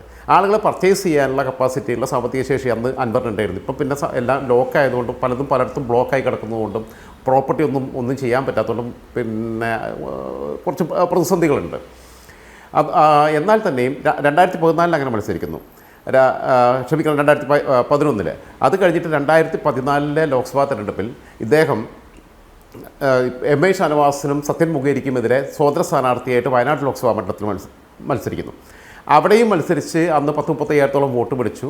വണ്ടൂർ, നിലമ്പൂർ, ഏറനാട്, തിരുവമ്പാടി തുടങ്ങിയ മണ്ഡലങ്ങളിൽ നിന്നാണ് ഈ വോട്ട് പിടിച്ചത്, കാര്യമായിട്ട് വോട്ട് പിടിച്ചത്. ഇവിടേക്ക് അദ്ദേഹത്തിൻ്റെ വ്യക്തിപരമായിട്ടുള്ള ചില ബന്ധങ്ങളും ചില പോക്കറ്റുകളും ഒക്കെ ഉണ്ട്. അങ്ങനെ പിടിച്ചു വന്ന് 2016 അദ്ദേഹം വിജയരാഘവനുമായിട്ടുള്ള ഡീൽ ഉറപ്പിച്ചിട്ടാണ് CPMൻ്റെ പൊളിറ്റ് ബ്യൂറോ അംഗം. അങ്ങനെയാണ് അദ്ദേഹം നിലമ്പൂർ മണ്ഡലത്തിൽ ഒരു സുപ്രഭാതത്തിൽ സ്ഥാനാർത്ഥിയായിട്ട് ലോഞ്ച് ചെയ്യുന്നത്. അതിൻ്റെ പിന്നിൽ ആരൊക്കെ ഉണ്ടായിരുന്നു, അതിൻ്റെ ബുദ്ധി കേന്ദ്രങ്ങൾ ആരൊക്കെയായിരുന്നു, അതിൻ്റെ ഡീൽ നടത്തിയത് ആരൊക്കെയാണ് എന്നുള്ളതിനെക്കുറിച്ചൊക്കെ വ്യക്തമായിട്ട് എനിക്ക് അറിയാവുന്നതാണ്, ഇപ്പോൾ വ്യക്തിപരമായിട്ട് അറിയാവുന്നതാണ്. 2016 അവിടെ സ്ഥാനാർത്ഥിയായിട്ട് വരുമ്പോൾ അത് പേയ്മെൻറ്റ് സീറ്റാണെന്ന ആക്ഷേപം ഉന്നയിക്കും. പ്രത്യേകിച്ചും ആര്യാടൻ മുഹമ്മദ് മാറി ആര്യാടൻ മുഹമ്മദിൻ്റെ മകൻ ആര്യാടൻ ഷൗക്കത്ത് സ്ഥാനാർത്ഥിയായിട്ട് വരുന്ന സാഹചര്യത്തിൽ ആ മണ്ഡലം ആര്യാടൻ ഷൗക്കത്തിനെതിരെ പൊതുവിൽ കോൺഗ്രസ്സുകാർക്കിടയിൽ, മുസ്ലിം ലീഗുകാർക്കിടയിൽ വലിയ പ്രതിഷേധമുണ്ട്. അവർക്ക് സ്വീകാര്യനായ സ്ഥാനാർത്ഥിയല്ല. ആ അർത്ഥത്തിൽ ആ സീറ്റ് നിഷ്പ്രയാസം തിരിച്ചു പിടിക്കാൻ ഒരു പാർട്ടി സ്ഥാനാർത്ഥിയെ നിർത്തിയാൽ തന്നെ സാധ്യമാകുമെന്നും 2 തവണ അവിടെ ആര്യാടൻ മുഹമ്മദിനെതിരെ മത്സരിച്ച പഴയ KPCC അംഗമായിട്ടുള്ള കോളേജ് അധ്യാപകനായിരുന്ന പ്രൊഫസർ തോമസ് മാത്യുവിനെ അവിടെ നിർത്തണമെന്നുള്ള അഭിപ്രായമായിരുന്നു പാർട്ടി പ്രവർത്തകർക്കിടയിൽ വ്യാപകമായിട്ടുള്ളത്. അങ്ങനെ അൻവറിനെ സ്ഥാനാർത്ഥിയായിട്ട് പ്രഖ്യാപിക്കുമ്പോൾ അവിടെ തെരുവുകളിൽ പ്രകടനം നടന്നു. പല ലോക്കൽ കമ്മിറ്റികളുടെയും നേതൃത്വത്തിൽ പ്രകടനം നടന്നു. അതിൻ്റെ പേരിൽ പല പാർട്ടി സഖാക്കൾക്കെതിരെയും തെരഞ്ഞെടുപ്പ് കഴിയുന്നിടം വരെ അണിനയിപ്പിച്ച് നിർത്തിയിട്ട് പിന്നെ അവർക്കെതിരെ അൻവർ ജയിച്ചു കഴിഞ്ഞപ്പോൾ നടപടിയെടുത്തു. അന്ന് അവിടുത്തെ ഒരു ഏരിയ സെക്രട്ടറി ആയിരുന്ന MR ജയേന്ദ്രൻ ഇപ്പോൾ പാർട്ടി ലോക്കൽ കമ്മിറ്റിയിൽ പ്രവർത്തിക്കുക. ബാക്കിയുള്ള ഏരിയ സെക്രട്ടറി അംഗത്തിനെ പിടിച്ച് താഴ്ത്തിക്കിട്ടു. ഒരുപാട് പാർട്ടി പ്രവർത്തകർക്കെതിരെ നടപടിയെടുത്തു. ഞാൻ പറഞ്ഞത് അൻവറിനെ അന്ന് കൊണ്ടുവന്നതിനെ ഇത് ശരിയായ തീരുമാനമല്ല എന്ന് പറഞ്ഞപ്പം സഖാവ് അൻവർ, വിപ്ലവ നായകൻ എന്നൊക്കെ പറഞ്ഞ് തലയിലെടുത്ത് കൊണ്ടുവന്ന് വെച്ച ആളുകൾക്ക് അന്ന് M സ്വരാജ് നേതൃത്വത്തിലുണ്ട്. അന്ന് ആ മണ്ഡലത്തിൽ നിന്നുള്ളതാണ്. ആ മണ്ഡലത്തിൽ നിന്ന് തന്നെയാണ് സംസ്ഥാന കമ്മിറ്റി അംഗം, പഴയ വനിതാ കമ്മീഷൻ അംഗം PK സൈനബ സംസ്ഥാന കമ്മിറ്റിയിലുണ്ട്. അതെ, അന്ന് കോടിയേരി ബാലകൃഷ്ണ ഒക്കെ പോട്ടെ. പക്ഷേ അങ്ങനെ കൊണ്ടുവന്ന അൻവർ ഇങ്ങനെ തിരിച്ചു പോകുമ്പം അത് കാലത്തിൻ്റെ കാവ്യനീതിയായി. ഇവർ ചെയ്യേണ്ടത് ഈ മനുഷ്യരോട് നീതി കാണിക്കണം, ഈ പുറത്താക്കിയ ആളുകളോട് മാപ്പ് പറയണം. ഞങ്ങൾ അന്ന് 2016 അൻവറിനെ ഇവിടെ കൊണ്ടുവന്ന് നിർത്തിയത് ഞങ്ങൾ പിന്നെ എന്താ പറയുക, നിലമ്പൂരിൻ്റെ സുൽത്താൻ എന്ന് പറഞ്ഞ് മുദ്രാവാക്യം നിങ്ങളെ കൊണ്ട് വിളിപ്പിച്ചത്, ഞങ്ങൾ അത്രയും പിന്നെ ചില സ്ലോഗൻസ് മുന്നോട്ട് വെപ്പിച്ചത് അത് ഞങ്ങൾക്ക് പറ്റിയ തെറ്റാണ് എന്ന് പറഞ്ഞിട്ട് ആദ്യം കേരളത്തിലെ കമ്മ്യൂണിസ്റ്റ് പാർട്ടി ഓഫ് ഇന്ത്യ മാർക്സിസ്റ്റിൻ്റെ സംസ്ഥാന കമ്മിറ്റി, അതിൻ്റെ സംസ്ഥാന നേതൃത്വം അവരുടെ പാർട്ടി അണികളോട്ടെങ്കിലും, അല്ലാതെ പൊതുസമൂഹത്തോട് മാപ്പ് പറയണം എന്നുള്ള അഭിപ്രായം എനിക്കില്ല. സ്വന്തം പാർട്ടി സഖാക്കളോട് മാപ്പ് പറയുകയും മുൻകാല പ്രാബല്യത്തോടെ ഇവർക്കെതിരെയുള്ള നടപടി റദ്ദാക്കുകയാണ് ചെയ്യേണ്ടത്. അതാണ് ആദ്യം ചെയ്യേണ്ടത്. രണ്ടാമത്തെ കാര്യം, അൻവർ ഗതി കെട്ടിട്ട് അതിന് പിന്നിൽ ഒരുപാട് കളികളുണ്ട്. അൻവർ ഗതി കെട്ടുന്നതെന്ന് പറഞ്ഞു കഴിഞ്ഞാൽ അവിടെ നിന്നുള്ള അൻവർ 2016 ജയിക്കുന്നു. 2016 ജയിക്കുമ്പോൾ അൻവർ നന്നായിട്ട് പലരെയും കാണേണ്ട പോലെയൊക്കെ കണ്ടിട്ടുണ്ട്. പലർക്കും പൈസ കൊടുത്തിട്ടൊക്കെയാണ്, പേയ്മെൻറ്റ് സീറ്റ് തന്നെയായിരുന്നു. അതിനകത്ത് യാതൊരു സംശയവുമില്ല. വിജയരാഘവനൊക്കെ അതിൽ നല്ല റോള് വഹിച്ചിട്ടുള്ള ആളാണ്. എന്നിട്ട് 2021 അൻവർ എന്ത് ചെയ്തു? ഈ സിയാറ ലിയോണിലൊക്കെ പോയി പിന്നെ ആ സമയത്ത് വന്ന് ലോഞ്ച് ചെയ്തു. അൻവർ സിയാറ ലിയോണെന്ന് അപ്പോൾ എല്ലാം എഴുതിയിട്ട് കുറേ പേര് കുപ്പായ അടിച്ച് റെഡിയായിട്ടൊന്ന് മത്സരിക്കാൻ വേണ്ടിയിട്ട് പല ആൾക്കാരും, വ്യക്തിപരമായിട്ട് എനിക്ക് ബോധ്യമുള്ള കാര്യമാണ്. പക്ഷേ അൻവർ ആ സമയത്ത് വന്ന് അൻവർ പിന്നെ റോഡ് ഷോ ഒക്കെ നടത്തി അങ്ങനെ പിന്നെ നല്ലൊരു വിജയം നേടുന്നു. പക്ഷേ ആ തെരഞ്ഞെടുപ്പ് പ്രചാരണത്തിലും 2016 അൻവർ പൈസ ഇറക്കും എന്നാണ് പല നേതാക്കന്മാരും പ്രതീക്ഷിച്ചത്. അങ്ങനെയാണ് അവർ നിന്നത്. പക്ഷേ അൻവർ ഒരു 5 പൈസ ഇറക്കിയില്ല. അങ്ങനെ CPM തന്നെ അതിന് വേണ്ട എല്ലാ കാര്യങ്ങളും ചെയ്യേണ്ടി വന്നു സംഘടനാപരമായി തന്നെ. അത് നാട്ടുകാരുടെ ആദ്യം പിരിവ് കൊടുത്തിട്ടില്ല. സാധാരണ ഈ ബ്രാഞ്ചൊക്കെ പൈസ പിന്നെ പിരിച്ചുണ്ടാക്കും ഓരോ ബൂത്ത് കമ്മിറ്റികൾ. ഇതൊന്നും ചെയ്തില്ല. കാരണം അൻവർ ഇറക്കുന്ന എഴുതി കാത്തിരുന്ന അവസാനം ഇവർക്ക് മേലെന്ന് സ്റ്റേറ്റ് കമ്മിറ്റിയിൽ നിന്ന് ഫണ്ട് കൊണ്ടുവന്ന് അവിടെ ഇറക്കേണ്ടി വന്നു. ഇങ്ങനെ ഇറക്കി വിജയിപ്പിച്ച് കഴിയുമ്പോൾ ഈ 2 തവണയും അൻവറിൻ്റെ സ്റ്റാഫിൽ പാർട്ടിയുടെ നിയന്ത്രണം അനുഭവിച്ചിട്ടില്ല. കേരളത്തിലെ ഏറ്റവും മികച്ച MLA ഓഫീസുകളിലൊന്നായിരുന്നു അൻവറിൻ്റെ ഓഫീസ് എന്നുള്ള കാര്യത്തിൽ എനിക്ക് പിന്നെ യാതൊരു വിയോജിപ്പുമില്ല. പല ഓഫീസുകളിൽ പോയിട്ടുള്ളത് വെച്ച് നോക്കുമ്പോൾ നമ്മൾ പല കാര്യങ്ങളും ആളുകളെ പറഞ്ഞ് അയക്കുമ്പോഴും ഒക്കെ സമീപിക്കുമ്പോഴും ഒക്കെ. അതേസമയം ഞാൻ അൻവറിന് ഇതുവരെ വോട്ടും ചെയ്തിട്ടില്ലാത്ത ഒരാളാണ് എന്നിട്ട് പോലും. പക്ഷേ പിന്നെ ശ്രദ്ധിക്കേണ്ട ഒരു കാര്യം, പിന്നെ അൻവറിൻ്റെ അടുത്ത് കുറച്ച് അഹങ്കാരം പിന്നെ ഇതൊക്കെ കൂടിപ്പോയി. കാരണം അൻവറിൻ്റെ ബേസിക് ഒരു ക്യാരക്ടറാണത്. ഇപ്പോൾ പ്രത്യേകിച്ചും അൻവറും ആര്യാട്ടനും തമ്മിലുള്ള ബന്ധം അല്ല, രാജൻ ജോസഫ് 9 വർഷം MLA ആയിരുന്നപ്പോഴുള്ള സ്വാധീനം ഇപ്പോൾ മണ്ഡലത്തിലുണ്ടോ എന്നുള്ളതാണ് അല്ലേ? എന്തായാലും ആ സ്വാധീനം അദ്ദേഹത്തിനുണ്ട്. UDFും LDFും അൻവറിനെ ആ സ്വാധീനം അൻവറിനുണ്ട്. ഭയക്കേണ്ടതുണ്ട്. കാരണം അൻവർ ഇപ്പോഴത്തെ സ്ഥിതിയിൽ ഞാൻ പറഞ്ഞു വന്നത് പൂർത്തീകരിച്ചില്ല. അൻവർ ഇതിൽ നിന്ന് വിട്ടുപോകാനിടയായ സാഹചര്യം എന്ന് പറയുന്നത് 2026 തെരഞ്ഞെടുപ്പിൽ അൻവറിനെ സ്ഥാനാർത്ഥിയാക്കില്ല എന്നത് വ്യക്തമായ സൂചന അൻവറിന് കിട്ടി. നമുക്കൊക്കെ നേരത്തെ കിട്ടിയതാണ്. അവിടുത്തെ നിലവിൽ ജില്ലാ പഞ്ചായത്ത് മെമ്പറായിട്ടുള്ള അവിടെ 2 ജില്ലാ പഞ്ചായത്ത് ഡിവിഷൻ ഉണ്ട്. അതിൽ ഒരു ജില്ലാ പഞ്ചായത്ത് പിന്നെ ഡിവിഷനിലെ മെമ്പറായിട്ടുള്ള അഡ്വക്കേറ്റ് ഷെറോണ റോയിയോട് CPMൻ്റെ ജില്ലാ നേതൃത്വം നേരിട്ട് വിളിച്ച് ആവശ്യപ്പെട്ടു. ജില്ലാ പഞ്ചായത്ത് ഡിവിഷൻ അപ്പുറം മണ്ഡലത്തിലെ മറ്റു മേഖലകളിലുള്ള പൊതുപരിപാടികളിൽ ചർച്ച് ഓറിയൻറ്റഡ് ഓർഗനൈസേഷൻ്റെ ക്ലബ്ബുകളുടെ അങ്ങനെയുള്ള പരിപാടികളിലെല്ലാം സജീവമാകണം, മണ്ഡലത്തിൽ നിറഞ്ഞു നിൽക്കണം എന്ന് റോയിക്കാണ് സാധ്യത കൂടുതൽ നിർദ്ദേശിച്ചു. നാളെ ഒരു പക്ഷേ സ്ഥാനാർത്ഥിയായി പ്രഖ്യാപിക്കപ്പെടാൻ പോകുന്നത് ഷെറോണ റോയി ആകാനാണ് ഒരു പിന്നെ ഒരു 60% സാധ്യത. ഒന്നും പറയാൻ പറ്റില്ല. അവസാന സമയത്ത് എന്തെങ്കിലും ട്വിസ്റ്റൊക്കെ ഉണ്ടായിക്കൂടായില്ല. കാരണം ഇവർ തപ്പിക്കൊണ്ടിരിക്കുകയാണല്ലോ. ഇവർ മുഗൾ വിദഗ്ധരെ വിളിച്ചുകൊണ്ട് സ്ഥാനാർത്ഥിയെ തപ്പിക്കൊണ്ടിരിക്കുകയാണ്. അപ്പോൾ എപ്പോഴാണ് ഇങ്ങനൊരു ഗതികേട് ഒരു പാർട്ടിക്ക്, വലിയ കേഡർ പാർട്ടിയാണെന്നൊക്കെ പറയുന്ന ഒരു പാർട്ടിക്ക്, അവർക്ക് എല്ലാ സ്ഥലത്തും ഈ പറയുന്ന നിലമ്പൂർ മുനിസിപ്പാലിറ്റിക്കകത്ത് 2 ലോക്കൽ കമ്മിറ്റി ഉണ്ട്. അതേപോലെ അമരമല ലോക്കൽ കമ്മിറ്റി ഉണ്ട്, കരുളായി ലോക്കൽ കമ്മിറ്റി ഉണ്ട്, മൂത്തട ലോക്കൽ കമ്മിറ്റി ഉണ്ട്, പോത്തുകൽ ലോക്കൽ കമ്മിറ്റി ഉണ്ട്, ചുങ്കത്തറയുണ്ട്, എടക്കരയുണ്ട്. ഇവിടെ നിന്നൊക്കെ വളർന്ന് കാലങ്ങളായിട്ട് SFI DYFിലൂടെ ഒക്കെ വരുന്ന ആൾക്കാരെ ആ നാട്ടിൽ നിർത്താൻ കൊള്ളില്ല എന്നല്ലേ അർത്ഥം. അതിനർത്ഥം ഇവരെ കയ്യിൽ മോശമാണെന്നല്ലേ. ഇവരാരും ജനകീയരല്ല. മതേതര പാർട്ടി എന്ന് അവകാശപ്പെടുന്ന CPMന് ജാതിയും മതവും ഒക്കെ നോക്കണമല്ലോ. അതിനുശേഷമല്ലേ തീരുമാനം എടുക്കുക. അതിപ്പോൾ തുടങ്ങിയ പരിപാടിയൊന്നുമല്ലല്ലോ. അതിപ്പോൾ തുടങ്ങിയല്ലോ. എറണാകുളത്ത് പിന്നെ വിധേയത്തിൽ പിതാവിൻ്റെ പേരിലെ വാലുള്ളതുകൊണ്ട് പിന്നെ ഏതൊരു മാണി വിധേയത്തിനെ പിടിച്ച് സ്ഥാനാർത്ഥിയാക്കിയില്ല എറണാകുളത്ത്. അതേപോലെ AK ആന്റണി തിരുരങ്ങാടി മത്സരിച്ചപ്പോൾ NA കരീമിനെ പിടിച്ച് സ്ഥാനാർത്ഥിയാക്കില്ല. ഓരോ സ്ഥലത്തും ഈ തുണി പൊക്കി പിന്നെ ഇവരുടെ ജാതി മതവും നോക്കി സ്ഥാനാർത്ഥികളെ നിർണ്ണയിക്കുന്ന പരിപാടി എക്കാലത്തും ഏറ്റവും കൂടുതൽ സ്വീകരിച്ചിട്ടുള്ളത് ഇടതുമുന്നണിയാണ്. അതിൽ തന്നെ വിശിഷ്യ CPM ആണ്. അത് നമ്മുടെ മുമ്പിലുള്ളതാണ്. ഞാൻ പറഞ്ഞു വന്ന വിഷയം ഇങ്ങനെ ഷെറോണ റോയിയോട് അവിടെ കേന്ദ്രീകരിക്കാൻ പറയുകയും അൻവറിന് പല ഓഫീസുകളിൽ അൻവറിനോട് സഹകരിക്കരുത് എന്ന് വിവിധ ഓഫീസുകളിലെ മേധാവിമാർക്ക് പാർട്ടി നിർദ്ദേശം നൽകി. നിലമ്പൂർ ബൈപ്പാസ് ഉൾപ്പെടെയുള്ള പ്രൊജക്റ്റുകൾ അവിടെ നിർവീര്യമാക്കിയിട്ടു. അതിലൊന്നും പുനർപ്രവർത്തനങ്ങൾ നടക്കുന്നില്ല, തുടർ പ്രവർത്തനങ്ങൾ നടക്കുന്നില്ല. അങ്ങനെ അൻവർ ഒന്നിനും കൊള്ളാത്ത ഒരു MLA ആണ് എന്ന് സ്ഥാപിക്കാനും അൻവർ കഴിവ് കെട്ടവനായതുകൊണ്ട് 2026 അൻവറിന് പകരം ഞങ്ങൾ വേറൊരാളെ അവതരിപ്പിക്കുന്നു എന്ന ഒരു നരേഷൻ സൃഷ്ടിക്കാനുള്ള ശ്രമം നടത്തിയപ്പോഴാണ് ഓടുന്ന പട്ടിക്ക് ഒരു മുഴം മുമ്പേ എന്ന രീതിയിൽ അൻവർ രാജിവെച്ചത്. ഇതെല്ലാം എനിക്ക് ബോധ്യമുള്ള കാര്യമാണ്, വെറുതെ പറയുന്നതല്ല. അപ്പോൾ അതുകൊണ്ടാണ് അൻവറിന് മനസ്സിലായി അൻവറിൻ്റെ ചിറകുകളൊക്കെ അരിഞ്ഞ് ഒരു മൂലയ്ക്ക് ആക്കിയിട്ട് ഒന്നിനും കൊള്ളാത്ത ഒരു സാധനം പോലെ ആക്കുക. എന്നിട്ട് അവർ കരുതി 2 വട്ടം മത്സരിച്ച് ജയിച്ചപ്പോൾ ഇനിയിപ്പോൾ സുരക്ഷിത മണ്ഡലമായി മാറിയിട്ടുണ്ടാവുമെന്ന പ്രതീക്ഷയിൽ പാർട്ടിക്ക് താല്പര്യമുള്ള വേറെ സ്ഥാനാർത്ഥിയെ കൊണ്ടുവരിക എന്നുള്ളതായിരുന്നു ഉദ്ദേശം. അത് സ്മെല്ല് ചെയ്തപ്പോൾ കൃത്യമായിട്ട് വിവരങ്ങൾ കിട്ടാനുള്ള സോഴ്സ് അദ്ദേഹത്തിനോട് ഉണ്ടായിരുന്നുകൊണ്ടാണ് അൻവർ ഈ കൈവിട്ട കളിക്ക് ഒരു വർഷം മുമ്പേ ഈ രാജിവെച്ച് പോകുന്നത്. പിന്നെ അൻവറും ആര്യാടനും തമ്മിലുള്ള പ്രശ്നം എന്ന് പറഞ്ഞാൽ അത് കുടുംബപരമായിട്ടുള്ള വിഷയങ്ങളാണ്, പേഴ്സണലാണ്. അവർ പണ്ട് തൊട്ട് ഇവരെ പിന്നെ അൻവറിൻ്റെ പിതാവ് PV ഷൗക്കത്ത് അലി AICC മെമ്പറായിരുന്നു. അപ്പോൾ അന്ന് കോൺഗ്രസിൻ്റെ പിന്നെ പ്രതിനിധിയായി എടവണ്ണ ഗ്രാമപഞ്ചായത്തിൻ്റെ പ്രസിഡൻ്റായിരുന്നു. പിന്നീടാണത് മുസ്ലിം ലീഗിൻ്റെ കയ്യിലേക്ക് പോകുന്നത്. ആ മലബാറിലെ ഏറ്റവും പ്രഗത്ഭനായ ഒരു കോൺഗ്രസ് നേതാവായിരുന്നു. അപ്പോൾ ഇവർ അടുത്ത ബന്ധുക്കളാണ്. ആര്യാടൻ മുഹമ്മദും അൻവറിൻ്റെ പിതാവും തമ്മിലുള്ള ശത്രുതയാണ് പാരമ്പര്യമായി അടുത്ത തലമുറയിലേക്കും കടന്നു വന്നത്. വ്യക്തിപരമായിട്ടുള്ള വിരോധമായിട്ട് കൊണ്ടു നടക്കുകയാണ്. കുടുംബപരമായ വിഷയങ്ങളും മൂപ്പളമ തർക്കങ്ങളുമാണ്. കാരണം ആര്യാടൻ മുഹമ്മദ് തനിക്കപ്പുറം വളരാൻ ആ മലബാറിൽ നിന്നുള്ള മറ്റൊരു കോൺഗ്രസ് നേതാക്കന്മാരെയും അനുവദിച്ചിട്ടുണ്ടായിരുന്നില്ല. നമുക്ക് കൃത്യമായിട്ട് അറിയാം കാര്യങ്ങൾ. മഞ്ഞളാംകുഴി അലി പോലും പിന്നെ ഇടതുമുന്നണിയുമായിട്ടുള്ള ആ സഹവർത്തിത്വം അവസാനിപ്പിച്ച് അതിൽ നിന്ന് മത്സരിക്കുമ്പോൾ ആത്മാഭിമാനം ഒന്ന് താഴ്ന്നു കൊടുക്കാൻ അൻവറിനെയും അനുവദിക്കുന്നില്ല, അതുപോലെ ഷൗക്കത്തിനെയും അനുവദിക്കുന്നില്ല അല്ലേ? അല്ല, രണ്ടുപേരുടെ ഒരു തറവാടിത്തത്തിൻ്റെ ഒരു പിന്നെ ആ കെട്ടിൽ നിൽക്കുന്നവരാണ് രണ്ടുപേരും ബേസിക്കലി അത്തരം രീതിയിൽ നിൽക്കുന്നവരാണ്. അപ്പം ഞാൻ പറഞ്ഞു വന്നത് ഈ സാധനങ്ങളൊന്നും ഓരോ ഓഫീസിൽ പോയിട്ട് അൻവർ കാര്യം പറഞ്ഞാൽ, പോലീസ് സ്റ്റേഷനിൽ പോയിട്ട് കാര്യം പറഞ്ഞാൽ നടപ്പിലാക്കി കിട്ടുന്നില്ല. അതിനിടയിൽ കൂടി അൻവറിനും കുറച്ച് അഹങ്കാരം കൂടി, ഞാൻ മറ്റേ മീഡിയക്കാരെ ഇവിടെ പോയിട്ടടിക്കും, അവനെ സ്റ്റുഡിയോയിൽ പോയിട്ടടിക്കും എന്നൊക്കെയുള്ള അടിപിടി എന്നൊക്കെയുള്ള സാധനം വല്ലാതെ വന്നുപോയി. കഴിഞ്ഞ നമ്മൾ കണ്ടതാണല്ലോ, ഓൺലൈൻ മീഡിയക്കാരെ ശരിയാക്കും, പൂട്ടും എന്നൊക്കെ പറഞ്ഞിട്ട് പിന്നെ കൈപോയി തൊപ്പിയും വെച്ച് മീശയും പിരിച്ച് ആറാം തമ്പുരാൻ കളിക്കുന്ന ഒരവസ്ഥയിലേക്ക് പോയപ്പം അത് പിന്നെ അൻവറിനെ മാധ്യമപ്രവർത്തകരുടെ ഇടയിലും വെറുപ്പിച്ചു. അത് അത്തരം കാര്യങ്ങളോട് ആളുകൾക്ക് ഭയങ്കര എതിർപ്പുണ്ടായി. പക്ഷേ അൻവർ ആ സമയത്ത് അൻവറിന് വേണ്ടി പിന്നെ ഇൻക്ലാബ് വിളിക്കാൻ വന്നവരിൽ പലരും, ഞാനത് അൻവറിൻ്റെ ടീമുമായിട്ട് പലപ്പോഴും പറഞ്ഞിട്ടുണ്ട്, ഇത് നിങ്ങൾ പോകുന്നത് you are going to the wrong areas where you should not be go. നിങ്ങളിപ്പോൾ ചെയ്യുന്നത് ഇവിടെ പിന്നെ ഈ മാധ്യമപ്രവർത്തകർക്കെതിരായിട്ടുള്ള ആക്ഷേപങ്ങൾക്കകത്ത് പോലും ഇവർ പിന്നെ ഇവിടെ ഈ തീവ്ര ഇസ്ലാമിക ആശയങ്ങൾ പ്രചരിപ്പിക്കുന്ന ചാനലുകൾക്കെതിരെ ഒന്നും മിണ്ടില്ല.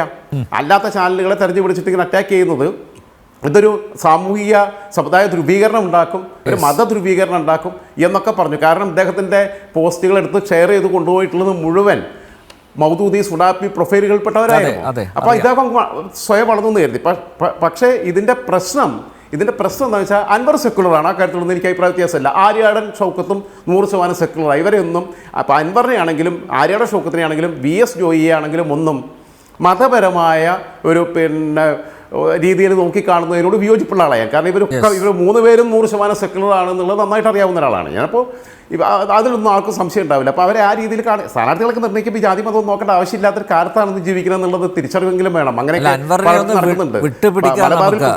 രാജൻ ജോസഫ്, കാരണം അൻവർ എന്ന് പറയുമ്പോൾ അൻവർ വലിയൊരു മഹാനായ ആളാണ് എന്ന് പൊതുവിൽ പ്രേക്ഷക സമൂഹം അവർ കരുതും. ഇപ്പോൾ അൻവറിനെ നമുക്ക് വിട്ടുപിടിക്കാം.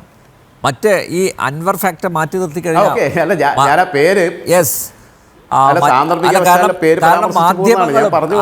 അൻവർ സെന്റേഡ് ആയിട്ടുള്ള ഒരു രാഷ്ട്രീയം ആണ് ഇത്രയും ദിവസം.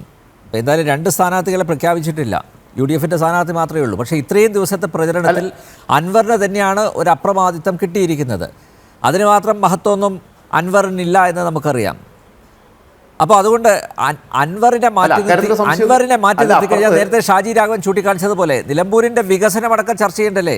ഞാൻ നേരത്തെ ചൂണ്ടിക്കാണിച്ചു, ആര്യാടൻ മുഹമ്മദ് 9 ടേമാണ്. ആര്യാടൻ മുഹമ്മദ് മാത്രമല്ല, ഇടതുമുന്നണിയുടെ 2 പ്രതിനിധികൾ കൂടി നിയമസഭയിൽ എത്തിയിട്ടുണ്ട് നിലമ്പൂരിൽ നിന്ന്.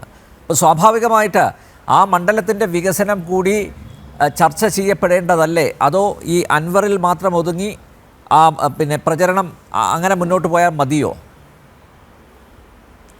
അല്ല, അൻവർ ഉന്നയിച്ചു കൊണ്ടുപോകുന്ന ചില വിഷയങ്ങൾ വാലിഡാണ്, അതിപ്പോഴും റിലവൻ്റാണ്. അതുകൊണ്ടാണ് ഞാൻ അൻവർ എന്നുള്ള പേര് പരാമർശിക്കുന്നത്. കാരണം ഇവിടെയുള്ള ഈ രീതിയിലുള്ള ഒത്തുകളികൾ ഇവർ പരസ്യമായിട്ട് ഏറ്റുമുട്ടുമ്പോൾ, ഞാൻ പറയട്ടെ, ഇപ്പോൾ വി ഡി സതീശൻ അൻവറിനെതിരെ കർശനമായിട്ടുള്ള നിലപാട് സ്വീകരിക്കുമ്പോൾ കോൺഗ്രസിൻ്റെ ആത്മാഭിമാനം രക്ഷിക്കാനാണ് എന്ന് പാവപ്പെട്ട കോൺഗ്രസ്സുകാർ വിശ്വസിക്കുന്നുണ്ടെങ്കിൽ തെറ്റിപ്പോയി. വി ഡി സതീശന് മനസ്സിലായി, ഇനി അഥവാ ഒരു UDF ആണ് വരുന്നതെന്നുണ്ടെങ്കിൽ 3ാം ടൈം LDFന് കിട്ടിയിട്ടില്ല എന്നുണ്ടെങ്കിൽ വി ഡി സതീശന് മുഖ്യമന്ത്രി ആവാൻ പറ്റില്ല എന്നുള്ളത് മനസ്സിലായി. മാത്രമല്ല, പറവൂർ കാലങ്ങളായി CPI മത്സരിക്കുന്ന സീറ്റ് CPM ഏറ്റെടുത്ത് വി ഡി സതീശനെതിരെ ശക്തനായൊരു കാൻഡിഡേറ്റിനെ, ഒരു സ്വതന്ത്ര സ്ഥാനാർത്ഥിയെ നിർത്തും എന്നൊരു ത്രെട്ട് സതീഷിൻ്റെ മേലെയുണ്ട്. ആ ത്രെട്ട് വെച്ചിട്ട് അങ്ങോട്ടും ഇങ്ങോട്ടും അടി കൂടി കച്ചവടം നടക്കുന്നുണ്ട്. ആ കച്ചവടത്തിൻ്റെ ഭാഗമായിട്ടാണ് അൻവറിനെ മൂലയ്ക്ക് ഇരുത്തുക എന്നുള്ള കൊട്ടേഷൻ സതീഷിന് കൊടുത്തിട്ടുണ്ട്. നമ്മൾ കാണാത്ത ഒരുപാട് ബന്ധങ്ങളുണ്ട് ഇവരൊക്കെ തമ്മിൽ. അപ്പം അങ്ങനെ വരികയാണെന്നുണ്ടെങ്കിൽ CPI തന്നെ പതുപോലെ മത്സരിക്കും. CPI CPM തമ്മിൽ എക്കാലത്തും വലിയ പ്രശ്നമുള്ള മണ്ഡലമാണ് പറവൂർ. അപ്പോൾ VD സതീഷിന് വീണ്ടും ജയിക്കാം. ഇനി KC വേണുഗോപാൽ വന്ന് മുഖ്യമന്ത്രി ആവും എന്നുള്ളത് സതീഷിന് ഇപ്പോൾ യാഥാർത്ഥ്യത്തോട് മാനസികമായിട്ട് പൊരുത്തപ്പെട്ടിട്ടുണ്ട്. അങ്ങനെ UDF വന്നാൽ, അതുവരെ UDF ജീവിച്ചിരുന്നാൽ, ഓക്കെ, അങ്ങനെ വന്നു കഴിഞ്ഞാൽ അവർക്ക് ആയുസ് ഉണ്ടെങ്കിൽ, അപ്പം ആ വരുമ്പോൾ ക്യാബിനറ്റിൽ പിന്നെ നിൽക്കുക എന്നുള്ളതാണ് VD സതീഷിനുള്ളത്. ക്യാബിനറ്റിൽ നിൽക്കണമെന്നുണ്ടെങ്കിൽ പറവൂരിൽ നിന്ന് ജയിക്കണം. പറവൂർ സ്വതന്ത്രനെ കൊണ്ടുവന്ന് CPM ഇടാൻ തീരുമാനിച്ചു കഴിഞ്ഞാൽ അതിനെക്കുറിച്ചുള്ള സൂചനകൾ സതീഷിന് കൊടുത്തിട്ടുണ്ട്. ഇതൊക്കെ മീഡിയേഷൻ നടക്കുന്നുണ്ട്. അതിൻ്റെ ഭാഗമായിട്ടാണ് ഈ കോൺട്രാക്ട് അൻവറിനായിട്ട് ശരിയാക്കിട്ടോ എന്നുള്ളത് പറഞ്ഞിട്ടുണ്ട്. അതിൻ്റെ ഭാഗമാണ് അദ്ദേഹം അത്ര ഇനിഷ്യേറ്റീവ് എടുക്കുന്നത്. ഇല്ലെങ്കിൽ ഈ നിലമ്പൂർ എന്തെങ്കിലും സംഭവം ഉണ്ടായിക്കഴിഞ്ഞാൽ, തിരിച്ചടി ഉണ്ടായിക്കഴിഞ്ഞാൽ അത് ഏറ്റവും കൂടുതൽ ബാധിക്കുക സതീഷിൻ്റെ മേലേക്കല്ലേ. അപ്പം എന്നിട്ട് പോലും സതീഷിന് അങ്ങനെ ഒരു വളരെ ഒരു വിട്ടുവീഴ്ചയ്ക്കുമില്ല എന്ന സമീപനം സ്വീകരിക്കുന്നതിന് പിന്നിലിതാ. പിന്നെ മറ്റൊന്ന്, ഇവർ നിലമ്പൂരിൻ്റെ വികസനത്തിനകത്ത് വേണ്ടി ഉപയോഗിക്കേണ്ടുന്ന ഫണ്ട് ഡൈവേർട്ട് ചെയ്തു. കേരള സർക്കാർ മുൻകൈ എടുത്തിട്ട് കേന്ദ്ര പദ്ധതി, ഈ പ്രധാനമന്ത്രി ജനവികാസ് കാര്യക്രം PMJVK ഫണ്ട് എന്ന് പറഞ്ഞു കഴിഞ്ഞാൽ പല കാരണങ്ങൾ കൊണ്ടും സാമൂഹികമായി പിന്നോക്കം നിൽക്കുന്ന മേഖലകൾക്ക് അവിടെ പുതിയ പ്രൊജക്റ്റുകൾ കൊണ്ടുവരാൻ വേണ്ടിയിട്ടുള്ള, അത് സ്കൂളാവാം, കോളേജ് വിദ്യാഭ്യാസ സ്ഥാപനങ്ങളാവാം, ആതുരാലയങ്ങളാവാം, മറ്റുള്ള കാര്യങ്ങളാവാം, ഒക്കെ ആവാം. അങ്ങനെ വരുമ്പം ആ ഫണ്ട് 18 കോടി രൂപ 2022 18 കോടി രൂപ പിന്നെ കിട്ടിയത്, അത് സംസ്ഥാനത്ത് പിന്നെ കുറച്ച് പ്രൊജക്റ്റുകളേ വരുള്ളൂ. അത് കിട്ടിയപ്പം ആ പ്രൊജക്റ്റ് കൊടുത്തത് വഹാബ് മുതലാളിയുടെ അമൽ കോളേജിനാണ്. ഇപ്പോൾ വഖഫ് വിഷയങ്ങളെ കത്തിക്കുന്ന കാലമാണല്ലോ. വഖഫിൻ്റെ പേരിലാണത് പിന്നെ നടത്തുന്നത്. പക്ഷേ ഞാൻ വിവരാവകാശ നിയമപ്രകാരം എല്ലാ രേഖകളും കൊടുത്തതാണ്. ബ്ലോക്ക് ഡെവലപ്മെൻറ്റ് ഓഫീസിൽ നിന്ന്, വ്യക്തിപരമായിട്ട് വില്ലേജ് ഓഫീസിൽ നിന്ന്. അത് വഖഫിൻ്റെ പേരിൽ രജിസ്റ്റർ ചെയ്തിട്ടില്ല ആ സാധനം. വഖഫിൻ്റെ പേര് പറയുക, എന്നിട്ട് എങ്ങനെ നടത്തുക, എന്നിട്ട് പിന്നെ വിദ്യാഭ്യാസ കച്ചവടം നടത്തുക. വഹാബിൻ്റെ ഓഡിയോ എൻ്റെ അടുത്തുണ്ട്. ഞങ്ങൾ തമ്മിൽ പിന്നെ ഒരു പ്രത്യേക ഘട്ടത്തിൽ അങ്ങനെ സംസാരിക്കേണ്ടി വന്നപ്പോൾ ഞാൻ പൊതുവെ റെക്കോർഡ് ചെയ്ത് സംസാരിക്കാത്ത, പക്ഷേ ഇതിൻ്റെ പുറകെ ഒരു അന്വേഷണാത്മക പത്രപ്രവർത്തനത്തിൻ്റെ മാനസികാവസ്ഥയോട് കൂടിയിട്ട് ഞാൻ അതിൽ പോയതാണ്. 3/4 മണിക്കൂർ സംസാരിക്കുമ്പോൾ മുമ്പിൽ പറഞ്ഞു, പിന്നെ ഞാൻ സ്കൂളൊക്കെ എല്ലാവരും കൂടി പറഞ്ഞു, ഒരു വർഷം അവിടെ PV പബ്ലിക് സ്കൂളൊക്കെ തുടങ്ങിയിട്ടുണ്ട്. ഒരു വർഷം എനിക്ക് 5 കോടി രൂപ ലാഭം കിട്ടുന്ന പറഞ്ഞു. പക്ഷേ തുടങ്ങിയിട്ട് എനിക്ക് ഇവരെ മുടക്കിയ കായ് കിട്ടണ്ടെന്ന് ചോദിച്ച് ഗവൺമെൻറ് പ്രൊജക്റ്റ് 18 കോടി രൂപ കൊണ്ടുവന്നു. ആ 18 കോടി രൂപ കൊണ്ടുവരുമ്പോൾ പ്രയോറിറ്റിയിലുണ്ടായിരുന്ന ലിസ്റ്റിലുണ്ടായിരുന്ന വേറെ പലതും, അതായത് ചുങ്കത്തറ PHC, ഈ പിന്നെ മണ്ഡലത്തിനകത്തെ ചുങ്കത്തറ പ്രാഥമിക ആരോഗ്യ കേന്ദ്രം, അവിടെ അതിൻ്റെ വളർച്ചയ്ക്ക് വേണ്ടിയിട്ട് അതിനുള്ള പ്രൊജക്റ്റൊക്കെ കൊണ്ടുവന്നതാണ്. അവിടെ ഒരുപാട് പാവപ്പെട്ട, അറിയാലോ, ട്രൈബൽ കമ്മ്യൂണിറ്റി വരെയുള്ള സ്ഥലമാണ്. സാമ്പത്തികമായി പിന്നോക്കം നിൽക്കുന്ന ഒരുപാട് ചെറുകിട കർഷകരുള്ള സ്ഥലമാണ്. അവർക്കൊക്കെ കിട്ടേണ്ടുന്ന, അവർ ഗുണഭോക്താക്കൾ ആകേണ്ടുന്ന പ്രൊജക്റ്റ്. നിലമ്പൂർ മാനവേദൻ ഹൈസ്കൂൾ, നിലമ്പൂർ സർക്കാർ ഹൈസ്കൂളാണ് മാനവേദൻ ഹൈസ്കൂൾ. അതിൻ്റെ നവീകരണത്തിന് വേണ്ടിയിട്ടുള്ള പ്രൊജക്റ്റ് കൊടുത്തതാണ്. ബ്ലോക്ക് പഞ്ചായത്ത് ഉൾപ്പെടെയുള്ളത്, മുനിസിപ്പാലിറ്റി ഒക്കെ ഉൾപ്പെടെ. അത് കൊടുത്തത് വെട്ടിയിട്ട് ജില്ലാ തലത്തിൽ നിന്ന് വഹാബിൻ്റെ അതിന് പ്രയോറിറ്റി കൊടുത്തു. മാത്രമല്ല MP രാജേഷ് പിന്നെ മന്ത്രിയായിരിക്കുന്ന സമയത്ത് MP രാജേഷിൻ്റെ ഓഫീസ് CPMൻ്റെ കാസർഗോഡിലെ നേതാവായിട്ടുള്ള VPP മുസ്തഫ കൈകാര്യം ചെയ്യുന്ന സമയത്ത് MP രാജേഷ് കത്ത് കൊടുത്തിരിക്കുക മേലേക്ക്, കേന്ദ്രത്തിലോട്ട് കൊടുക്കുമ്പോൾ റെക്കമെൻഡേഷൻ ലെറ്റർ, അതിൻ്റെ കോപ്പി തന്നെ എടുത്തിട്ടുണ്ട്. എല്ലാം ഉണ്ട്, എല്ലാ ഇതും ഉണ്ട്. ബ്ലോക്ക് പഞ്ചായത്ത് പ്രസിഡന്റ് പുഷ്പവല്ലി സംസാരിക്കുന്നതുണ്ട്. ഏരിയ സെക്രട്ടറിമാരായിട്ടുള്ള നിലമ്പൂർ ഏരിയയിലെ 2 ഏരിയ സെക്രട്ടറിമാരായിട്ടുള്ള നിലമ്പൂർ ഏരിയ സെക്രട്ടറി ഈ പത്മാക്ഷേട്ടനും, അതേപോലെ തന്നെ എടക്കര ഏരിയ സെക്രട്ടറി രവിയേട്ടനും സംസാരിക്കുന്നത്, ജില്ലാ പഞ്ചായത്ത് മെമ്പർ ഷെറോൺ സംസാരിക്കുന്നത്. ഇവർക്ക് എല്ലാ അതിൽ പ്രതിഷേധം ഉണ്ടായിരുന്നു. പക്ഷേ മേലെ നല്ല ബന്ധമാണ്. വഹാബ് അങ്ങോട്ട് ചെന്ന് കഴിഞ്ഞാൽ ഇവർക്ക് അപ്പം കത്തെഴുതി കൊടുക്കുക. ഇവിടെ പാവങ്ങൾക്ക് കിട്ടേണ്ടത് സർക്കാർ പൊതുവിദ്യാഭ്യാസ രംഗത്തെ ശക്തിപ്പെടുത്തുന്നവർ എന്ന് പറഞ്ഞവർ കേന്ദ്രത്തിൻ്റെ 18 കോടി എടുത്തിട്ട് ആ സർക്കാർ വിദ്യാഭ്യാസ സ്ഥാപനം മാനവേദൻ സ്കൂൾ ശക്തിപ്പെടുത്തുന്നതിന് പകരം പൈസ മേടിച്ച് കുട്ടികളെ പഠിപ്പിക്കുന്ന അമൽ കോളേജിന് വേണ്ടിയിട്ട് ഈ ഫണ്ട് ഡൈവേർട്ട് ചെയ്ത് കൊടുത്തു. ഒരേ സമയം സമുദായത്തെയും പറ്റിക്കുക. വഖഫിൻ്റെ ആണ് എന്നുള്ള തോന്നലുണ്ടാക്കി വെച്ച് വഖഫിൻ്റെ പേരിൽ രജിസ്റ്റർ ചെയ്ത് കൊടുത്തിട്ടില്ല. വഖഫല്ല നികുതി അടയ്ക്കുന്നത്. അകമ്പാടം പിന്നെ നിലമ്പൂരിലെ വോട്ടർമാർക്ക് ഇതൊക്കെ അറിയാമായിരിക്കാം. അവർ ഈ വിഷയങ്ങളെല്ലാം ഒരുപക്ഷെ സജീവമായിട്ട് ചർച്ച ചെയ്യും എന്ന് തന്നെ നമുക്ക് കരുതാം. ഡോക്ടർ GV ഹരി, നിലമ്പൂരിൽ നിന്ന് ഏറ്റവും പുതിയ വാർത്ത വരുന്നു. നിലമ്പൂരിൽ കളം മാറും. അൻവർ തന്നെ കളത്തിലിറങ്ങാൻ തീരുമാനിച്ചിരിക്കുന്നു എന്നാണ്. അൻവർ തീരുമാനിച്ചു, ഇനി TMC സംസ്ഥാന നേതൃയോഗത്തിൻ്റെ അംഗീകാരം കിട്ടിയാൽ മതി എന്നാണ് പറഞ്ഞിരിക്കുന്നത്. അൻവർ തന്നെ ഗോദയിൽ ഇറങ്ങാൻ പോകുന്നു. ഇതിനകത്ത് ശ്രീ അൻവർ അല്ല, സാക്ഷാൽ പിണറായി വിജയൻ അവിടെ മത്സരിച്ചാലും ഞങ്ങളെ സംബന്ധിച്ചിടത്തോളം ഞങ്ങളുടെ സ്ഥാനാർത്ഥി മാറുന്നില്ല. ഞങ്ങൾ മുന്നോട്ട് വെക്കുന്ന അജണ്ടകളും മാറില്ല. ഞങ്ങളെ സംബന്ധിച്ചിടത്തോളം അവിടുത്തെ ജനങ്ങൾ വിലയിരുത്തട്ടെ. ഞങ്ങളെടുത്തിരിക്കുന്ന നിലപാടിൽ എന്തെങ്കിലും കുറവുണ്ടെങ്കിൽ അവിടുത്തെ ജനങ്ങളത് വിലയിരുത്തട്ടെ, അവരെ വോട്ട് ചെയ്യട്ടെ. ഞങ്ങളെ സംബന്ധിച്ചിടത്തോളം ഞങ്ങൾ ഈ സർക്കാരിന് എതിരായി കഴിഞ്ഞ 9 വർഷക്കാലമായി സർക്കാരിൻ്റെ കൊള്ളരുതായ്മകൾ ജനങ്ങളുടെ മുമ്പിലേക്ക് എത്തിച്ചുകൊണ്ടിരിക്കുകയാണ്. അതിനകത്ത് ആ കൊള്ളരുതായ്മകൾ ഞങ്ങൾ പറഞ്ഞ കാര്യങ്ങൾ, പ്രത്യേകിച്ച് നേരത്തെ ഇവിടെ ഷാജി പ്രഭാകരൻ മഠത്തിൽ ശ്രീ രാജൻ തോമസും ഒക്കെ സൂചിപ്പിച്ച അടക്കമുള്ള പല കാര്യങ്ങളിലും ഞങ്ങളുടെ നിലപാടുകൾ ഞങ്ങൾ വ്യക്തമാക്കിയിട്ടുണ്ട്. പ്രത്യേകിച്ച് നേരത്തെ ശ്രീ ഷാജി പ്രഭാകരൻ സൂചിപ്പിച്ച വ്യക്തമായില്ല രാഘവൻ ക്ഷമിക്കണം.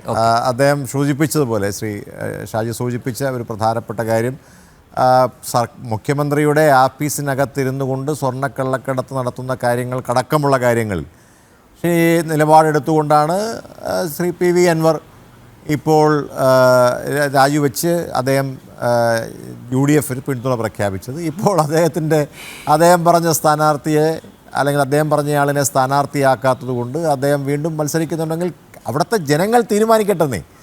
അൻവർ ഉയർത്തിയ വിഷയം ചർച്ച ചെയ്യുമോ എന്നുള്ളത് തീർച്ചയായിട്ടും ശ്രീ ഷാജി രാഘവൻ സൂചിപ്പിച്ചൊരു പ്രധാനപ്പെട്ട കാര്യം, ഈ തെരഞ്ഞെടുപ്പിൽ തീർച്ചയായിട്ടും അൻവർ ഉയർത്തിയ വിഷയം അൻവർ മാത്രം ഉയർത്തിയ വിഷയമൊന്നുമല്ല. കേരളത്തിൽ ഞങ്ങൾ ഉയർത്തിയ വിഷയമാണ്, യൂത്ത് കോൺഗ്രസ് ഉയർത്തിയ വിഷയമാണ്, കോൺഗ്രസ് ഉയർത്തിയ വിഷയങ്ങളാണ് ഇതൊക്കെ തന്നെ. അതോടൊപ്പം അതുകൊണ്ട് ഇത് അൻവർ മാത്രം ഉയർത്തിക്കൊണ്ടുവന്ന വിഷയമല്ല, ഞങ്ങൾ ഉയർത്തിക്കൊണ്ടുവന്ന വിഷയത്തെ അൻവർ ശരിയാണെന്ന് അദ്ദേഹത്തിന് കൂടി ബോധ്യപ്പെട്ടത് കൊണ്ട് അദ്ദേഹം പറഞ്ഞു. അപ്പോൾ അദ്ദേഹം ലീഗിൻ്റെ മുകളിലാണ് കൊണ്ടുപോയി ചാരിയത്. എനിക്ക് പെട്ടെന്ന് ശ്രീ ഷാജി രാഘവൻ സംസാരിച്ച് കഴിഞ്ഞപ്പോൾ വർഗീയതയെക്കുറിച്ചൊക്കെ അദ്ദേഹം പറയുന്നത് കേട്ട് കഴിഞ്ഞപ്പോൾ അദ്ദേഹം BJP-യിൽ നിന്ന് മാറി മറ്റേതോ പാർട്ടിയുടെ വക്താവായിട്ടാണോ ഇവിടെ വന്നിരിക്കുന്നത് എനിക്ക് തോന്നിപ്പോയി. ഇവിടെ ഏറ്റവും കൂടുതൽ ഈ രാജ്യത്ത് വർഗീയത പറഞ്ഞുകൊണ്ട് അധികാരത്തിലേക്ക് വരാൻ അല്ലെങ്കിൽ വോട്ട് നേടാൻ ശ്രമിച്ചുകൊണ്ടിരിക്കുന്ന BJP-ക്ക് എങ്ങനെയാണ് കേരളത്തിലെ ലീഗിനെതിരെ വർഗീയ പാർട്ടിയാണെന്നൊക്കെ പറയാൻ കഴിയും? അതൊക്കെ കേരളത്തിലെ ജനങ്ങൾ പുച്ഛിച്ച് തള്ളും. ഒരു കാര്യം ഞാൻ പറയാൻ ആഗ്രഹിക്കുന്നു, ഈ തെരഞ്ഞെടുപ്പ് പേര് തന്നെ വർഗീയത, ഏതാ പേരിൽ തന്നെ ഈ മുസ്ലിം എന്ന് പറയുന്നത് ഹിന്ദു എന്ന് പറയുന്നതൊക്കെ ഒരു വർഗീയമായി കാണാൻ തുടങ്ങുന്നിടത്താണ് പ്രശ്നം ചെയ്യാൻ. അതുകൊണ്ട് ഞാൻ പറയുന്നത് ഷാജി രാഘവൻ അത് പറഞ്ഞാൽ എനിക്ക് പ്രയാസമില്ല. താങ്കളെപ്പോലുള്ള മാധ്യമ പ്രവർത്തകർ അത്തരത്തിൽ പറയരുത്. ഞാൻ പറയട്ടെ, മുസ്ലിം ലീഗ് കേരളത്തിന്റെ മുസ്ലിം ലീഗിന്റെ ചരിത്രമൊന്നും അറിയാത്ത ആളല്ലോ അനിൽ നമ്പ്യാർ. കേരളത്തിൽ ഏറ്റവും കൂടുതൽ നമുക്കറിയാവുന്നതുപോലെ വലിയ പ്രശ്നങ്ങളും ഉണ്ടായി കഴിഞ്ഞപ്പോൾ അതിനകത്ത് വളരെ കൃത്യമായ നിലപാട് എടുത്തിട്ടുള്ള ആളുകളാണ് ലീഗും അതോടൊപ്പം തന്നെ ലീഗിൻ്റെ നേതാക്കന്മാരും. അതുകൊണ്ട് തന്നെയാണ് ഇന്നും കേരളത്തിൽ ഒരുപാട് കമ്മ്യൂണൽ ആശയങ്ങൾ ഉത്തരേന്ത്യയിൽ നിന്ന് ഇങ്ങോട്ട് വന്നിട്ട് പോലും അതിനെയൊക്കെ അതിജീവിച്ചുകൊണ്ട് കേരള ജനത ഇപ്പോഴും മുന്നോട്ട് പോയിക്കൊണ്ടിരിക്കുന്നു വിശ്വസിക്കുന്ന ഒരാളാണ് ഞാൻ. അതുകൊണ്ട് എനിക്ക് ആ കാര്യത്തിലൊന്നും ആശങ്കയില്ല. അതൊക്കെ ഷാജി രാഘവൻ അദ്ദേഹത്തിൻ്റെ ഇരിക്കുന്ന ആ സ്ഥാനത്ത് നിന്നുകൊണ്ട് അദ്ദേഹം പറഞ്ഞോട്ടാണെന്നത് എനിക്ക് പ്രയാസമില്ല. പക്ഷേ ഒരു കാര്യത്തെക്കുറിച്ച് ഞാൻ പറയാം. നിലമ്പൂർ തെരഞ്ഞെടുപ്പുമായി ബന്ധപ്പെട്ട് ഞങ്ങൾ ഈ സ്ഥാനാർത്ഥിയെ പ്രഖ്യാപിക്കുമ്പോൾ ഞങ്ങൾക്ക് ഉത്തമ ബോധ്യമുണ്ട്, ഞങ്ങളുടെ സ്ഥാനാർത്ഥി ഞങ്ങൾക്ക് ലഭിക്കാവുന്ന ഏറ്റവും മികച്ച സ്ഥാനാർത്ഥിയാണ്. 1. 2, ഞങ്ങൾ കഴിഞ്ഞ 9 വർഷക്കാലമായി ഈ സർക്കാരിനെതിരെ ഉയർത്തിയിട്ടുള്ള കാര്യങ്ങൾ, അവർക്കെതിരായിട്ട് ഞങ്ങൾ മുന്നോട്ട് വെച്ചിട്ടുള്ള അവർ ചെയ്തിട്ടുള്ള തെറ്റായിട്ടുള്ള കാര്യങ്ങൾ, ലൈഫ് അടക്കമുള്ള കാര്യങ്ങളിൽ, അതോടൊപ്പം തന്നെ സ്വർണ്ണക്കള്ളക്കടത്തടക്കമുള്ള കാര്യങ്ങളിൽ, അതോടൊപ്പം രാജ്യത്ത് മുഖ്യമന്ത്രിയുടെ നമുക്കറിയാവുന്ന കേരളത്തിൽ മുഖ്യമന്ത്രിയുടെ മകളടക്കം പ്രതിയായിട്ടുള്ള കേസുകളടക്കമൊക്കെ തന്നെ അൻവർന്നും കൊണ്ടുവന്നതല്ല. അതൊക്കെ കൊണ്ടുവന്നത് കേരളത്തിലെ UDF-ഉം അതോടൊപ്പം കോൺഗ്രസ് പാർട്ടിയുമാണ്. ഇപ്പോൾ ആശാ വർക്കർമാരുമായി ബന്ധപ്പെട്ടിട്ടുള്ള കേസുകളടക്കം ഞങ്ങളത് ഏറ്റെടുത്തിട്ടുണ്ട്, അവരെ പിന്തുണച്ചിട്ടുണ്ട്. അതുകൊണ്ട് ഞങ്ങളെ സംബന്ധിച്ചിടത്തോളം ആ വിഷയങ്ങളൊക്കെ രാഷ്ട്രീയം തന്നെയാണ് ഞങ്ങളവിടെ ചർച്ച ചെയ്യാൻ പോകുന്നത്. അതിനാദ്യം ശ്രീ ഷാജി രാഘവനോട് എനിക്ക് പറയാനുള്ളത്, അദ്ദേഹം ഒരു സ്ഥാനാർത്ഥിയെ BJP ആദ്യം കണ്ടെത്താൻ ശ്രമിക്കും എന്നുള്ളതാണ് എനിക്ക് ആദ്യം പറയാനുള്ളത്. ഹരി, വികസന സെക്കൻഡറി ആണോ? എന്താണ്? നിങ്ങൾ രാഷ്ട്രീയമാണ് ചർച്ച ചെയ്യുന്നത്. അതെ, വികസനം അല്ല, വികസനമാണല്ലോ രാഷ്ട്രീയം. അതാണ് നേരത്തെ ചോദിച്ചത്. അതങ്ങനെ ചേർത്ത് വെക്കാൻ പറ്റുന്നതല്ല. ഞാനൊരിക്കൽ അങ്ങോട്ട് പറഞ്ഞിട്ടുണ്ടല്ലോ, എന്താണ് രാഷ്ട്രീയം? മറ്റൊരാളുടെ ജീവിതത്തിൽ മാറ്റമുണ്ടാക്കി കൊടുക്കാൻ കഴിയുന്നതെന്തോ അതാണ് രാഷ്ട്രീയം. അപ്പം ജനങ്ങളുടെ വികസനം എന്ന് പറയുന്നത് തന്നെ രാഷ്ട്രീയം. അതിനകത്ത് എന്താ സംശയമുള്ളത്? അതിനകത്ത് നമ്മൾ മുന്നോട്ട് വെക്കുന്ന വികസനത്തിൻ്റെ രാഷ്ട്രീയം തന്നെയാണ്. വികസനത്തിൻ്റെ രാഷ്ട്രീയത്തെ സംബന്ധിച്ചിടത്തോളം അൻവർ എന്തൊക്കെ ചെയ്തെന്ന് പറയാനൊന്നും ഞങ്ങളാരും ബാധ്യസ്ഥരത്തുമല്ല. ഞങ്ങളിപ്പോഴും ഈ സമയത്തും അൻവർ ഞങ്ങളുടെ പാർട്ടിയോടൊപ്പമല്ല, UDF-നോടൊപ്പമല്ല. അൻവർ സ്വതന്ത്രമായി ഈ തൃണമൂൽ കോൺഗ്രസ് എന്ന് പറയുന്ന രാഷ്ട്രീയ പാർട്ടിയുടെ അംഗമാണ്. അതുകൊണ്ട് കഴിഞ്ഞ 9 വർഷക്കാലമായി എന്ത് വികസനമാണ് നിലമ്പൂരിൽ കൊണ്ടുവന്നത് അൻവർ എന്നൊന്നും പറയാൻ ഞങ്ങളുടെ പാർട്ടിയും അല്ലെങ്കിൽ UDF-ഒന്നും ബാധ്യസ്ഥമല്ല. കഴിഞ്ഞ 9 വർഷക്കാലമായി വികസനം സെക്കൻഡറി ആക്കുന്നത്, അതായത് നേരത്തെ ഞാൻ പറഞ്ഞതുപോലെ 9 ടേം ആര്യാടൻ മുഹമ്മദ് നിലമ്പൂർ മണ്ഡലത്തെ പ്രതിനിധീകരിച്ചിട്ടുണ്ട്. എന്നിട്ടും നിലമ്പൂർ വേണ്ടത്ര വികസിച്ചില്ല. അങ്ങനെ ഒരു പ്രചരണം ഉണ്ട്. അപ്പോൾ സ്വാഭാവികമായിട്ട് അതിനെ നേരിടാൻ UDF-ന് സാധിക്കുന്നില്ല. അതുകൊണ്ടാണോ നിങ്ങൾ രാഷ്ട്രീയം ആദ്യം ചർച്ച ചെയ്യുന്നു, അതിനുശേഷം വികസനം? മതി എന്നൊരു നിലപാടിലേക്ക് എത്തിയത്? അങ്ങനെയല്ലല്ലോ, അതൊരു പ്രചരണം മാത്രമാണ്. അനിൽ പറഞ്ഞ പോലെ അതൊരു പ്രചരണം മാത്രമാണ്. ആ പ്രചരണത്തിൽ ഞങ്ങൾ എന്താണ് അതിനെ വില കൊടുക്കുന്നില്ല. ആ പ്രചരണം എന്ന് പറയുന്നത് വെറുതെ ഒരു പ്രൊപ്പഗൻഡ മാത്രമാണ്. യാഥാർത്ഥ്യം എന്താണ്? കഴിഞ്ഞ 9 വർഷക്കാലം അല്ലെങ്കിൽ ആര്യാടൻ മുഹമ്മദ് താങ്കൾ തന്നെ സൂചിപ്പിച്ചു, എത്ര തവണയാണ് ആര്യാടൻ മുഹമ്മദ് ഒക്കെ അവിടെ നിന്ന് MLA ആയിട്ടുള്ള, അദ്ദേഹം മന്ത്രിയായിട്ടുള്ള. ഞാൻ ചോദിക്കട്ടെ, ആരാണ് ഒരു നിയോജക മണ്ഡലത്തിൻ്റെ വികസനത്തെ വിലയിരുത്തേണ്ടത്? ഞാനോ താങ്കളോ ആണോ? അല്ലല്ലോ. അവിടെ താമസിക്കുന്ന ആളുകളാണ് അവിടുത്തെ വികസനത്തെ വിലയിരുത്തേണ്ടത്. ആണോ? അതിന് സംശയമുണ്ടോ? ഇല്ല. ഇപ്പം നേമം നിയോജക മണ്ഡലം, ഈ സ്റ്റുഡിയോ ഇരിക്കുന്ന നേമം നിയോജക മണ്ഡലത്തിൽ, ആ നേമം നിയോജക മണ്ഡലത്തിൽ അവിടെ നിരന്തരമായി ഒരാൾ വിജയിച്ചു വരുന്നു എങ്കിൽ അവിടുത്തെ ജനങ്ങൾക്ക് വികസനം ലഭിക്കുന്നു എന്നല്ലേ നമ്മൾ മനസ്സിലാക്കേണ്ടത്? അല്ലേ ഏറ്റവും വലിയ ഇൻഡിക്കേറ്റർ? മാജിക് ഒന്നുമില്ലല്ലോ ഇത്. ഇപ്പോൾ ജനങ്ങൾ വോട്ട് ചെയ്യണമെങ്കിൽ ജനങ്ങൾക്ക് കേരളത്തിൽ, പ്രത്യേകിച്ച് കേരളത്തിലെ ജനങ്ങൾക്ക് വളരെ കൃത്യമായ രാഷ്ട്രീയ ബോധമുള്ള ആളുകളാണ്, വികസനത്തെക്കുറിച്ച് വിലയിരുത്തുന്ന ആളുകളാണ്. അങ്ങനെ 9 വർഷക്കാലം അവർ ആര്യാടൻ മുഹമ്മദിനെ വിജയിപ്പിച്ചുവെങ്കിൽ, അല്ല, എനിക്ക് അതിനോട് പൂർണ്ണമായിട്ട് യോജിപ്പില്ല കേട്ടോ. അല്ല, വികസനം അത് കൊണ്ടുവരുന്ന അത് അല്ല വികസനം അത് കൊണ്ടുവരുന്ന അത് ആളുകളെ അത് മാത്രമേ അതിന് യോജിച്ചാലും വോട്ടർമാർ യോജിച്ചില്ലെങ്കിലും ജയിപ്പിക്കൂ. അങ്ങനെ ഒരു യാഥാർത്ഥ്യം അഭിപ്രായം യാഥാർത്ഥ്യമല്ലാതെ. അല്ല, അതിൽ പല ഫാക്ടേഴ്സും വരുന്നുണ്ട്. എന്ത് ഫാക്ടർ? അല്ല, അതിലാണ് നമ്മൾ നേരത്തെ പറഞ്ഞില്ല, ജാതി, മതം എല്ലാം ഞാൻ വരുന്നുണ്ട്. ചോദിക്കട്ടെ, ഈ രാജ്യത്ത് ഈ ജാതിയും മതവും ഒക്കെ പറഞ്ഞ് അധികാരത്തിലേക്ക് വരുന്ന BJP എന്ന് പറയുന്ന രാഷ്ട്രീയ പാർട്ടി ഏറ്റവും കൂടുതൽ ഉത്തരേന്ത്യയിൽ ചെന്ന് കഴിഞ്ഞാൽ ഉത്തർപ്രദേശ് അടക്കമുള്ള സംസ്ഥാനങ്ങളിലൊക്കെ നിങ്ങൾ നോക്കണം. അത് ഞാനിവിടെ പറയുന്നത് നമ്മുടെ വിഷയം അതല്ലാത്തതുകൊണ്ട് ഞാനൊന്നും പറയുന്നില്ല. അത് നമുക്ക് മറ്റൊരു വിഷയത്തിലേക്ക് വരാം. ഇവിടെ ഏറ്റവും പ്രധാനമായിട്ട് നമ്മൾ മനസ്സിലാക്കേണ്ടത്, അപ്പം ഞാൻ പറഞ്ഞ കാര്യത്തിൽ അനിൽ അംഗീകരിച്ചാലും ഇല്ലെങ്കിലും 9 വർഷക്കാലമായി വീണ്ടും ജനങ്ങൾ തിരഞ്ഞെടുക്കുന്നു ഒരാളെ തന്നെ ജനപ്രതിനിധിയായി. അദ്ദേഹം മന്ത്രിയായി. അദ്ദേഹം കേരളത്തിൻ്റെ വൈദ്യുതി മന്ത്രിയായിരുന്നപ്പോൾ ഈ കേരളത്തിൻ്റെ KSEBയുമായി ബന്ധപ്പെട്ടിട്ടുള്ള എന്തെല്ലാം വികസന പ്രവർത്തനങ്ങളാണ് ഉണ്ടായിട്ടുള്ളത്. അത് നിലമ്പൂരിലേക്ക് മാത്രമല്ല, കേരളത്തിൻ്റെ മുഴുവൻ മുഖച്ഛായ മാറ്റിയെടുക്കുവാനായിട്ട് എല്ലാ വീടുകളിലും വൈദ്യുതി അടക്കമുള്ളത് എത്തിച്ചു കൊടുക്കുവാൻ ഈ ആര്യാടൻ മുഹമ്മദിൻ്റെ കാലഘട്ടത്തിലാണ് സാധിച്ചിട്ടുള്ളത്. പിന്നെ അതിനിടയിൽ നമ്മുടെ രാഷ്ട്രീയ നിരീക്ഷകൻ പ്രിയങ്കരനായ രാജൻ തോമസ് സൂചിപ്പിച്ച രാജൻ ജോസഫ് സൂചിപ്പിച്ച ഒരു കാര്യം കൂടി ഞാൻ പറയാം. അദ്ദേഹം പറഞ്ഞ ഒരു കാര്യം, ഈ VD സതീശനെ കുറിച്ചുള്ള എന്തോ കാര്യങ്ങൾ അദ്ദേഹത്തിന് കൃത്യമായി ഇതിൻ്റെ അജണ്ട അറിയാമെന്നാണ്. ഞാൻ പറയാൻ ആഗ്രഹിക്കുന്ന ഒരു പ്രധാനപ്പെട്ട കാര്യം, അദ്ദേഹം ഇന്നും ഇന്നലെയും ഒന്നുമല്ല കേരളത്തിൽ രാഷ്ട്രീയ പ്രവർത്തനം നടത്താൻ തുടങ്ങിയിട്ടുള്ളത്. വർഷങ്ങളായി പറവൂരിൽ നിന്ന് അദ്ദേഹം MLA ആയി വിജയിച്ചു വരുന്ന ഒരാളാണ്. അവിടുത്തെ ജനങ്ങൾക്ക് അദ്ദേഹത്തെ നന്നായി അറിയാം. അവിടെ ഇനി CPI അത് മാറി CPM അവിടെ ഒരു സ്ഥാനാർത്ഥിയെ ഇട്ടാൽ, ഞാൻ എന്താ ഇപ്പോൾ പറയുന്നു, രാജൻ തോമസ്, ഞാനും താങ്കളും അടുത്ത തെരഞ്ഞെടുപ്പിൽ ഇതേ വേദിയിൽ വീണ്ടും ചർച്ചയ്ക്ക് വരുമെങ്കിലും അന്നത്തെ ആ തെരഞ്ഞെടുപ്പിന് ശേഷം നമുക്ക് നോക്കാം. CPM അവിടെ സ്ഥാനാർത്ഥിയെ നിർത്തിക്കോട്ടെ, CPM അവിടെ പുതിയ ആ സീറ്റ് ഏറ്റെടുത്തുകൊണ്ട് സ്ഥാനാർത്ഥി നിർത്തി വെക്കട്ടെ. ഇപ്പോഴുള്ളതിനേക്കാൾ ഇരട്ടി ഭൂരിപക്ഷത്തിൽ കേരളത്തിൻ്റെ പ്രതിപക്ഷ നേതാവ് വിജയിക്കും എന്നുള്ള കാര്യത്തിൽ എനിക്കൊരു സംശയവുമില്ല. കാരണം അദ്ദേഹം CPMനോട് എടുത്തിട്ടുള്ള നിലപാടുകൾ, അദ്ദേഹം എടുത്തിട്ടുള്ള കടുത്ത നിലപാടുകൾ, അദ്ദേഹം സഭയിലും പുറത്തും എടുത്തിട്ടുള്ള നിലപാടുകൾ കേരളത്തിലെ ജനങ്ങൾ അംഗീകരിച്ചിട്ടുണ്ട്. അതുകൊണ്ട് രാജൻ തോമസ് പറയുന്നത് പോലെ അവിടെ CPM വന്നാൽ അതുകൊണ്ട് CPMനെ പേടിച്ചാണ് ഇങ്ങനെ ഒരു നിലപാട് എടുക്കുന്നതെന്നൊക്കെ പറഞ്ഞാൽ കേരളത്തിലെ ജനങ്ങൾ ഇതൊക്കെ കേട്ടുകൊണ്ടിരിക്കുകയല്ലേ രാജൻ തോമസ്. അതുകൊണ്ട് അങ്ങനെയുള്ള വിലയിരുത്തലുകളൊന്നും ശരിയായിട്ടൊരു വിലയിരുത്തലല്ല.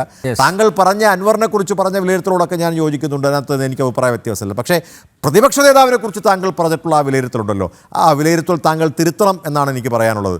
അത് താങ്കളുടെ വ്യക്തിപരമായ അഭിപ്രായമായിരിക്കാം. പക്ഷേ ഞാൻ പറയാൻ ആഗ്രഹിക്കുന്നത്, VD സതീശൻ കേരളത്തിലെ ജനങ്ങൾ ഇന്നും ഇന്നലെയും കാണാൻ തുടങ്ങിയ നേതാവൊന്നുമല്ല.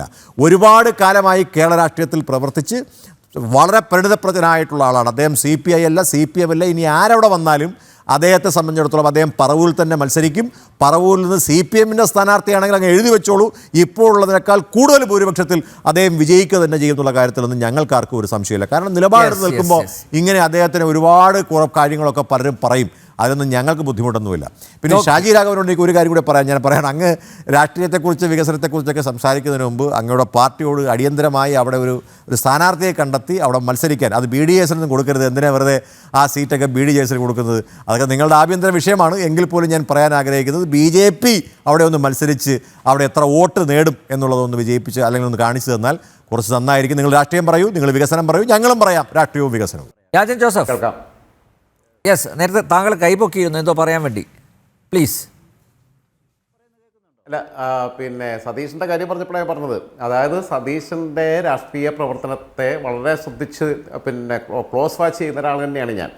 അദ്ദേഹം മാധ്യമരംഗത്തുള്ള അദ്ദേഹം നേരിട്ടല്ല, അദ്ദേഹത്തിൻ്റെ ബാക്കിയുള്ള PR വർക്കുകൾ കൈകാര്യം ചെയ്യുന്ന ആളുകൾ, മാധ്യമരംഗത്തുള്ള ആളുകളെ AICC അധ്യക്ഷ സ്ഥാനത്തേക്ക് ശശി തരൂർ മത്സരിച്ചപ്പോൾ, മാത്രമല്ല അദ്ദേഹം അന്ന് എല്ലാ സമുദായ നേതാക്കളെയൊക്കെ കാണുന്നപ്പം ഒരു CM കാൻഡിഡേറ്റ് ആയിട്ടൊക്കെ ഇദ്ദേഹം വരുമെന്നുള്ള പേടി കൊണ്ട് ശശി തരൂർ ഒന്നുമല്ല എന്ന രീതിയിൽ ശശി തരൂരിനെയും സതീഷിനെയും താരതമ്യം ചെയ്ത് സതീശൻ ആണ് ഏറ്റവും വിദഗ്ധൻ എന്ന് പറഞ്ഞുകൊണ്ട് വീഡിയോ ചെയ്യണം എന്ന് പറഞ്ഞ് ചില മാധ്യമ സ്ഥാപനങ്ങളെ സമീപിക്കുകയും അവർക്ക് പൈസ ഓഫർ ചെയ്യുകയും ചെയ്തു. അപ്പോൾ എന്തായാലും ഈ പൈസ ഓഫർ ചെയ്യുന്ന ആൾ കയ്യിൽ നിന്ന് എടുത്ത് കൊടുക്കുന്നില്ലല്ലോ. അപ്പം ഇങ്ങനെയുള്ള കുറേ കാര്യങ്ങളൊക്കെ കൂടെ നടന്നിട്ടുണ്ട്. പിന്നെ അടുത്ത കാര്യം ഞാൻ അതിനകത്ത് അതിലേക്ക് വല്ലാതെ പോകുന്നില്ല, കാരണം സതീശനല്ല നമ്മുടെ വിഷയം.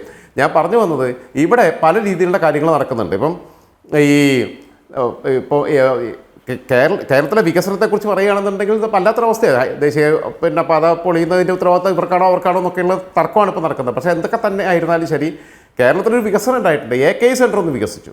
AK സെൻറ്ററിൽ കുറച്ചുകൂടി പുതിയ നവീകരിക്കപ്പെട്ട കെട്ടിടമൊക്കെ ഉണ്ടായി.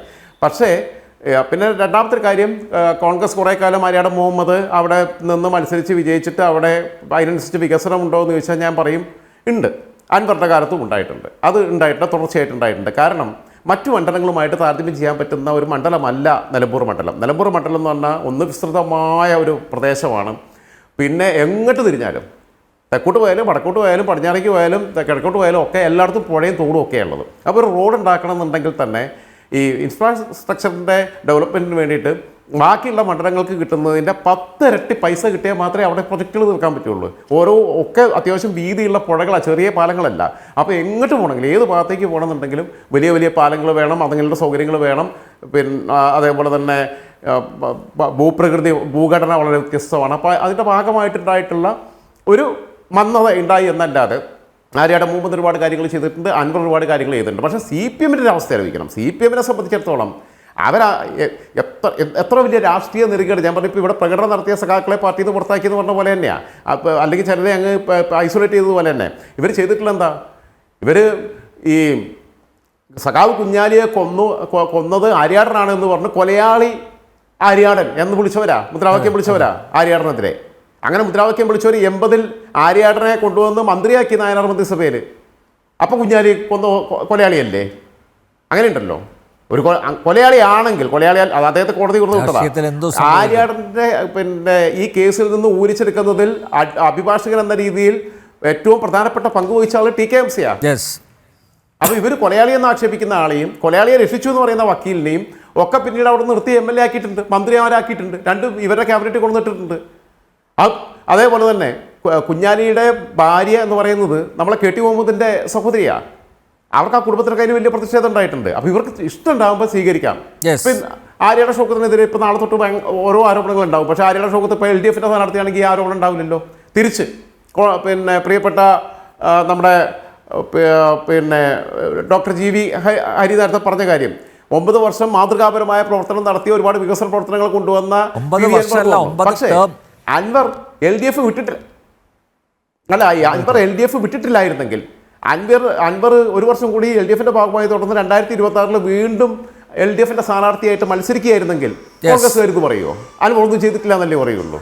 അപ്പോൾ ഇതൊക്കെ തന്നെയാണ് നമ്മൾ പറഞ്ഞ നമ്മുടെ രാഷ്ട്രീയത്തിനകത്ത് പരസ്പരം അംഗീകരിക്കുന്നതാണ്. ഞാൻ പറഞ്ഞല്ലോ, ഇവരെല്ലാം കൊണ്ടുവന്നിട്ടുണ്ട്. ഇവരെല്ലാം കൊണ്ടുവന്നതിൻ്റെ തുടർച്ച തന്നെയാണ്. അത് കേരളത്തിൽ മാറി മാറി വരുന്ന സർക്കാരുകൾ പലരും കൊടുത്തിട്ടുണ്ട്. പക്ഷേ ഈ സർക്കാർ വന്നപ്പോഴാണ്, ഇപ്പോഴത്തെ LDF സർക്കാരാണ് കേരളത്തിൽ. കഴിഞ്ഞ സർക്കാരിൻ്റെ സമയത്ത് ഒരുപാട് ഡെവലപ്മെൻറ്റ് ഉണ്ടായിട്ടുണ്ട്. രവീന്ദ്രനാഥ് മാഷ് വിദ്യാഭ്യാസ വകുപ്പ് നന്നായി കൈകാര്യം ചെയ്തിരുന്നു, ആരോഗ്യ വകുപ്പ് ശൈലജ ടീച്ചർ നന്നായി കൈകാര്യം ചെയ്തിരുന്നു. ഇപ്പം പിന്നെ ആശുപത്രിയിൽ പോയിട്ട് മരുന്ന് കൊടുക്കുന്നില്ലെങ്കിലും പൊതിച്ചോറ് കൃത്യമായിട്ട് കൊടുക്കുന്നുണ്ട്, മരുന്ന് കൊടുക്കുന്നില്ല എന്നേ ഉള്ളൂ. വിദ്യാഭ്യാസ സ്ഥാപനങ്ങളുടെ കൂടി പോവട്ടെ, കാരണം സമയം അതിക്രമിക്കുകയാണ്. ഷാജി രാഘവൻ, ഞാൻ നേരത്തെ ചോദിച്ചത്, GV ഹരി പറഞ്ഞത് BDJS-ൻ്റെ സ്ഥാനാർത്ഥി വേണ്ട, BJP-യുടെ സ്ഥാനാർത്ഥി തന്നെ വേണം, എങ്കിലേ ഏറ്റുമുട്ടലൊന്ന് കൊഴുക്കുകയുള്ളൂ എന്നാണ് പറയുന്നത്. അങ്ങനെ 1-2 കാര്യത്തിന് ഞാൻ മറുപടി പറയാം. അതിൽ ഞാൻ മുസ്ലിം ലീഗിനെ പറ്റി പരാമർശിച്ചപ്പോൾ അദ്ദേഹം പറയുന്നുണ്ടായിരുന്നു, മുസ്ലിം ലീഗിനെ ഒരു വർഗീയ പാർട്ടിയായി BJP-ക്ക് എന്താ ചിത്രീകരിക്കാൻ. സാർ, ഇത് ഷാജി രാഘവൻ ജനത്തിൻ്റെ ചാനലിൻ്റെ ചർച്ചയിൽ ഈ ഫ്ലോറിൽ വന്നിരുന്ന് പറഞ്ഞ കാര്യമല്ല. മുസ്ലിം ലീഗ് എന്ന് പറയുന്ന പാർട്ടി തന്നെ വഖഫിൻ്റെ കോടതി വ്യവഹാരം നടക്കുമ്പോൾ സുപ്രീം കോടതിയിൽ ഒരു അഫിഡവിറ്റ് കൊടുത്തു. അതിൽ കൃത്യമായിട്ട് മുസ്ലിം ലീഗിനെ നിർവഹിച്ചിട്ടുണ്ട്. അതെന്താണെന്നറിയോ?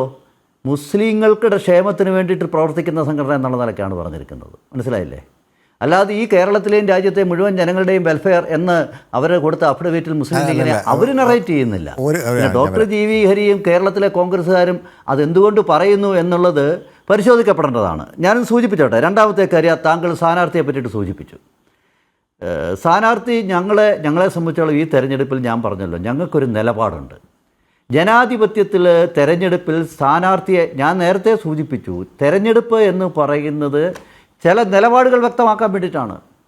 പ്രത്യേകിച്ച് പ്രത്യേകിച്ച് നിലമ്പൂരെയും കേരളത്തിലെയും ജനങ്ങൾക്ക് യാതൊരു പ്രയോജനവുമില്ലാത്ത ഈ ഒരു തെരഞ്ഞെടുപ്പ്, അവിടെ പാർട്ടിക്കൊരു നിലപാടുണ്ട്. പാർട്ടിയുടെ സംസ്ഥാന അധ്യക്ഷൻ അത് കൃത്യമായി പറഞ്ഞിട്ടുണ്ട്. ആ നിലപാട് വ്യക്തമാക്കുന്നതിൻ്റെ ഭാഗമായി സ്ഥാനാർത്ഥിയെ നിർത്താതിരിക്കാനുള്ള ഒരു സ്പേസും ഭാരതീയ ജനതാ പാർട്ടിക്കും ജനാധിപത്യ തെരഞ്ഞെടുപ്പ് സംവിധാനത്തിലും ഉണ്ട്. അത് ചിലപ്പോൾ ഞങ്ങൾ ഉപയോഗിച്ചു നിൽക്കും. പക്ഷേ പാർട്ടി നാളിതുവരെ അക്കാര്യത്തിലുള്ള തീരുമാനങ്ങളൊന്നും എടുത്തിട്ടില്ല. ഞങ്ങളുടെ ഒരു ചോദ്യത്തിന് നിങ്ങൾ ആരും മറുപടി പറഞ്ഞിട്ടില്ല. രണ്ട് മുന്നണികൾ മറുപടി പറഞ്ഞിട്ടില്ല. ഇത് ആർക്ക് വേണ്ടിയിട്ടാണെന്ന് ഈ തെരഞ്ഞെടുപ്പ്? അവിടുത്തെ ജനങ്ങൾക്ക് വേണ്ടിയിട്ടാണോ ഈ തെരഞ്ഞെടുപ്പ്? നിങ്ങൾ പെറ്റി രാഷ്ട്രീയമല്ലേ എന്നിട്ട് ഇപ്പോഴും പറയുന്നത്? അതുകൊണ്ടാണ് ഞങ്ങൾ ചോദിച്ചത്, ഈ ഘട്ടത്തിൽ പോലും ഈ തെരഞ്ഞെടുപ്പ് പ്രഖ്യാപിച്ച് ഇതിൻ്റെ 3-4 ദിവസമായി നിങ്ങൾ ഇതുവരെയും ഈ PV അൻവറിനെ ചുറ്റിപ്പറ്റിയല്ലാതെ ബഹുമാന്യനായ ജി വി ഹരി ആയിക്കോട്ടെ ആരും ആയിക്കോട്ടെ ഈ പറയുന്നൊക്കെ ഞങ്ങളെന്താ തെരഞ്ഞെടുപ്പിൻ്റെ രാഷ്ട്രീയത്തിൽ മുമ്പോട്ട് വെക്കുന്നത്? നിങ്ങൾ പറഞ്ഞല്ലോ മതത്തിൻ്റെയും വർഗീയതയുടെയും പേര് പറഞ്ഞ് അധികാരത്തിൽ വന്നെന്ന്. ഈ രാജ്യം ഭരിക്കുന്ന ആദരണീയനായിട്ട് രാജ്യത്തിൻ്റെ പ്രധാനമന്ത്രി 15 കൊല്ലം ഗുജറാത്തിൽ അധികാരത്തിൽ വന്നത് വികസനത്തിൻ്റെ രാഷ്ട്രീയം പറഞ്ഞിട്ടാണ്. അവിടെ കാണിച്ച അദ്ദേഹത്തിൻ്റെ വികസനത്തിൻ്റെ രാഷ്ട്രീയത്തിൻ്റെ അംഗീകാരമാണ് അദ്ദേഹം ദേശീയ രാഷ്ട്രീയത്തിലേക്ക് എത്തിയത്. അദ്ദേഹം 2 തവണ ജയിച്ചു, 3-ാം തവണയും ദേശീയ രാഷ്ട്രീയത്തിൽ വീണ്ടും പ്രധാനമന്ത്രിയായി വന്നിട്ടുണ്ടെങ്കിൽ അത് ഈ രാജ്യത്ത് നടപ്പിലാക്കിയ വികസന രാഷ്ട്രീയത്തിൻ്റെ പ്രതിഫലനമാണ് ഡോക്ടർ ജി വി ഹരി. ഈ രാഷ്ട്രീയമാണ് ഞങ്ങൾ തെരഞ്ഞെടുപ്പിൽ പറയാൻ ആഗ്രഹിക്കുന്നത്. ഞങ്ങൾ 2047 എന്ന് പറയുന്ന ഒരു വലിയ വിഷനുണ്ട്. ആ വിഷൻ എന്ന് പറയുന്നത് വികസിത ഭാരതത്തെ പറ്റിയിട്ടാണ്. ആ വികസിത ഭാരതത്തിനോടൊപ്പം വികസിത കേരളവും വികസിത നിലമ്പൂരും പോകണമെങ്കിൽ അതിനനുസരിച്ചുള്ള രാഷ്ട്രീയം ചർച്ച ചെയ്യണം. ഇതാണ് BJPയുടെ സംസ്ഥാന അധ്യക്ഷൻ കേരളത്തിൻ്റെ മുമ്പിൽ സാധാരണ രാഷ്ട്രീയ തെരഞ്ഞെടുപ്പിൻ്റെ അല്ലെങ്കിൽ അതിൻ്റെ ക്ലീഷയിൽ നിന്ന് മാറി നിന്നുകൊണ്ട് വ്യത്യസ്തമായ ഒരു നിലപാടെടുത്തത്. ആ നിലപാടിൻ്റെ ഭാഗമായി തെരഞ്ഞെടുപ്പിൽ സ്ഥാനാർത്ഥിയെ നിർത്തണം എന്നുള്ള ഒരു നിർബന്ധവുമില്ല. സ്ഥാനാർത്ഥിയെ നിർത്താതെയും കൃത്യമായി നിലപാടുകൾ ജനങ്ങളുടെ മുമ്പിൽ വെക്കാനായിട്ട് രാഷ്ട്രീയ പാർട്ടികൾക്ക് സാധിക്കും. അതിനുള്ള സ്പേസ് നമ്മുടെ ജനാധിപത്യത്തിൽ രാഷ്ട്രീയത്തിനപ്പുറത്ത് രാജ്യത്തിൻ്റെയും സംസ്ഥാനത്തിൻ്റെയും നമ്മുടെ ഗ്രാമപ്രദേശങ്ങളുടെയും വികസനം ചർച്ച ചെയ്യുന്ന ഒരു രാഷ്ട്രീയത്തിന് വേണ്ടിയിട്ട് ഒരു പന്താവ് വെട്ടിത്തെളിക്കുക എന്നുള്ള കാര്യത്തിൽ ഞങ്ങൾക്ക് കൃത്യമായ നിലപാടുണ്ട്. അല്ലേ, ഞാനൊന്ന് പറഞ്ഞോട്ടെ, ഒറ്റ 2 കാര്യങ്ങൾ. ഒന്ന്, അദ്ദേഹം പറഞ്ഞ അവർ വളരെ തെറ്റിദ്ധാരണജനകമായിട്ടുള്ള ഒരു സ്റ്റേറ്റ്മെൻറ്റ് അഫിഡവിറ്റ് കൊടുത്തു എന്നുള്ളതാണ്. എനിക്ക് അങ്ങനെ ഒരു രാഷ്ട്രീയ പാർട്ടിക്ക് അത്തരത്തിലൊരു അഫിഡവിറ്റ് കൊടുക്കാൻ കഴിയില്ല എന്നുള്ളത് നമുക്ക് എല്ലാവർക്കും അറിയാം. അദ്ദേഹത്തിന് എങ്ങനെ അത് കിട്ടിയെന്ന് എനിക്കറിയില്ല. അദ്ദേഹം അത് അങ്ങനെയാണെങ്കിൽ ആ രാഷ്ട്രീയ പാർട്ടിയുടെ രജിസ്ട്രേഷൻ തന്നെ റദ്ദായി പോകുമെന്നുള്ള കോമൺ സെൻസാണ് നമ്മളത് ആദ്യം മനസ്സിലാക്കേണ്ടത്. ഒന്ന്. രണ്ടാമത്തെ ഒരു പ്രധാനപ്പെട്ട കാര്യം ഞാൻ പറയാൻ ആഗ്രഹിക്കുന്നത്, അദ്ദേഹത്തിൻ്റെ ആ വാക്കുകളിൽ നിന്ന് എനിക്ക് മനസ്സിലായ കാര്യം, എന്തായാലും BJPക്ക് അവിടെ സ്ഥാനാർത്ഥി ഉണ്ടാകാൻ പോകുന്നില്ല എന്നുള്ളത് അദ്ദേഹം പറയാതെ പറഞ്ഞു വെച്ചു എന്നുള്ളതാണ്. രാഷ്ട്രീയം പറയണമെങ്കിലും വികസനം പറയണമെങ്കിലും ആദ്യം വേണ്ടത് നമുക്ക് രാജ്യത്തെ നിലവിലുള്ള സംവിധാനത്തിൽ പ്രകാരം രാഷ്ട്രീയത്തിൽ മത്സരിച്ച് MLA ആവുക. അല്ലല്ല, ഞാൻ സമ്മതിച്ചു. അല്ലല്ല, ആയിക്കോട്ടെ, വന്നോട്ടെ അങ്ങ് കേൾക്കൂ. അപ്പൊ അതുകൊണ്ട് അങ്ങ് ചെയ്തോളാം, നിങ്ങളുടെ സ്ഥാനാർത്ഥി വരണമെന്നാണ് ഞാൻ ആഗ്രഹിക്കുന്നത്. അല്ല, സ്ഥാനാർത്ഥി ഇല്ല എന്ന് പറയാതെ പറഞ്ഞു എന്നാണ് ഞാൻ പറഞ്ഞത്. സ്ഥാനാർത്ഥി ഇല്ലെന്നങ്ങ് പറഞ്ഞത് ഞാൻ പറഞ്ഞില്ല. അല്ല, അതാണ് ഞാൻ പറഞ്ഞത്. അങ്ങയുടെ വാക്കുകളിൽ നമ്മൾ പറയും വരികളിലൂടെ വായിക്കാന്ന് പറയില്ലേ, അപ്പോൾ വരികൾക്കിടയിലൂടെ വായിക്കുക. വരികൾക്കിടയിലൂടെ വായിച്ചപ്പോൾ എനിക്ക് ബോധ്യമായത് ഞാൻ പറഞ്ഞതാണ്. അവിടെ സ്ഥാനാർത്ഥി ഉണ്ടാവാൻ BJPക്ക് സ്ഥാനാർത്ഥി ഉണ്ടാവാൻ സാധ്യതയില്ല. BDS ആയിരിക്കും അവിടെ വരുന്നത്. ഇതുവരെ ഞാൻ നേരത്തെ പറഞ്ഞതുപോലെ അൻവർ കേന്ദ്രീകൃതമായിട്ടുള്ള ഒരു പ്രചരണം ആണ് നിലമ്പൂർ മണ്ഡലത്തിൽ ഉണ്ടായിരുന്നത്. ഇപ്പോൾ അറിയാൻ സാധിക്കുന്നത് അൻവർ തന്നെ കളത്തിൽ ഇറങ്ങും എന്നുള്ളതാണ്. വീണ്ടും അൻവറിനെ കേന്ദ്രീകരിച്ചുള്ള പ്രചരണവുമായിട്ട് മുന്നോട്ട് പോകുമോ അതോ മാറ്റിപ്പിടിക്കുമോ? നമുക്ക് കാത്തിരുന്ന് കാണാം. ജനം ഡിബേറ്റ് ഇവിടെ പൂർണ്ണമാകുന്നു. ചർച്ചയിൽ പങ്കെടുത്ത എല്ലാ അതിഥികൾക്കും നന്ദിയൊപ്പം പ്രേക്ഷകർക്കും.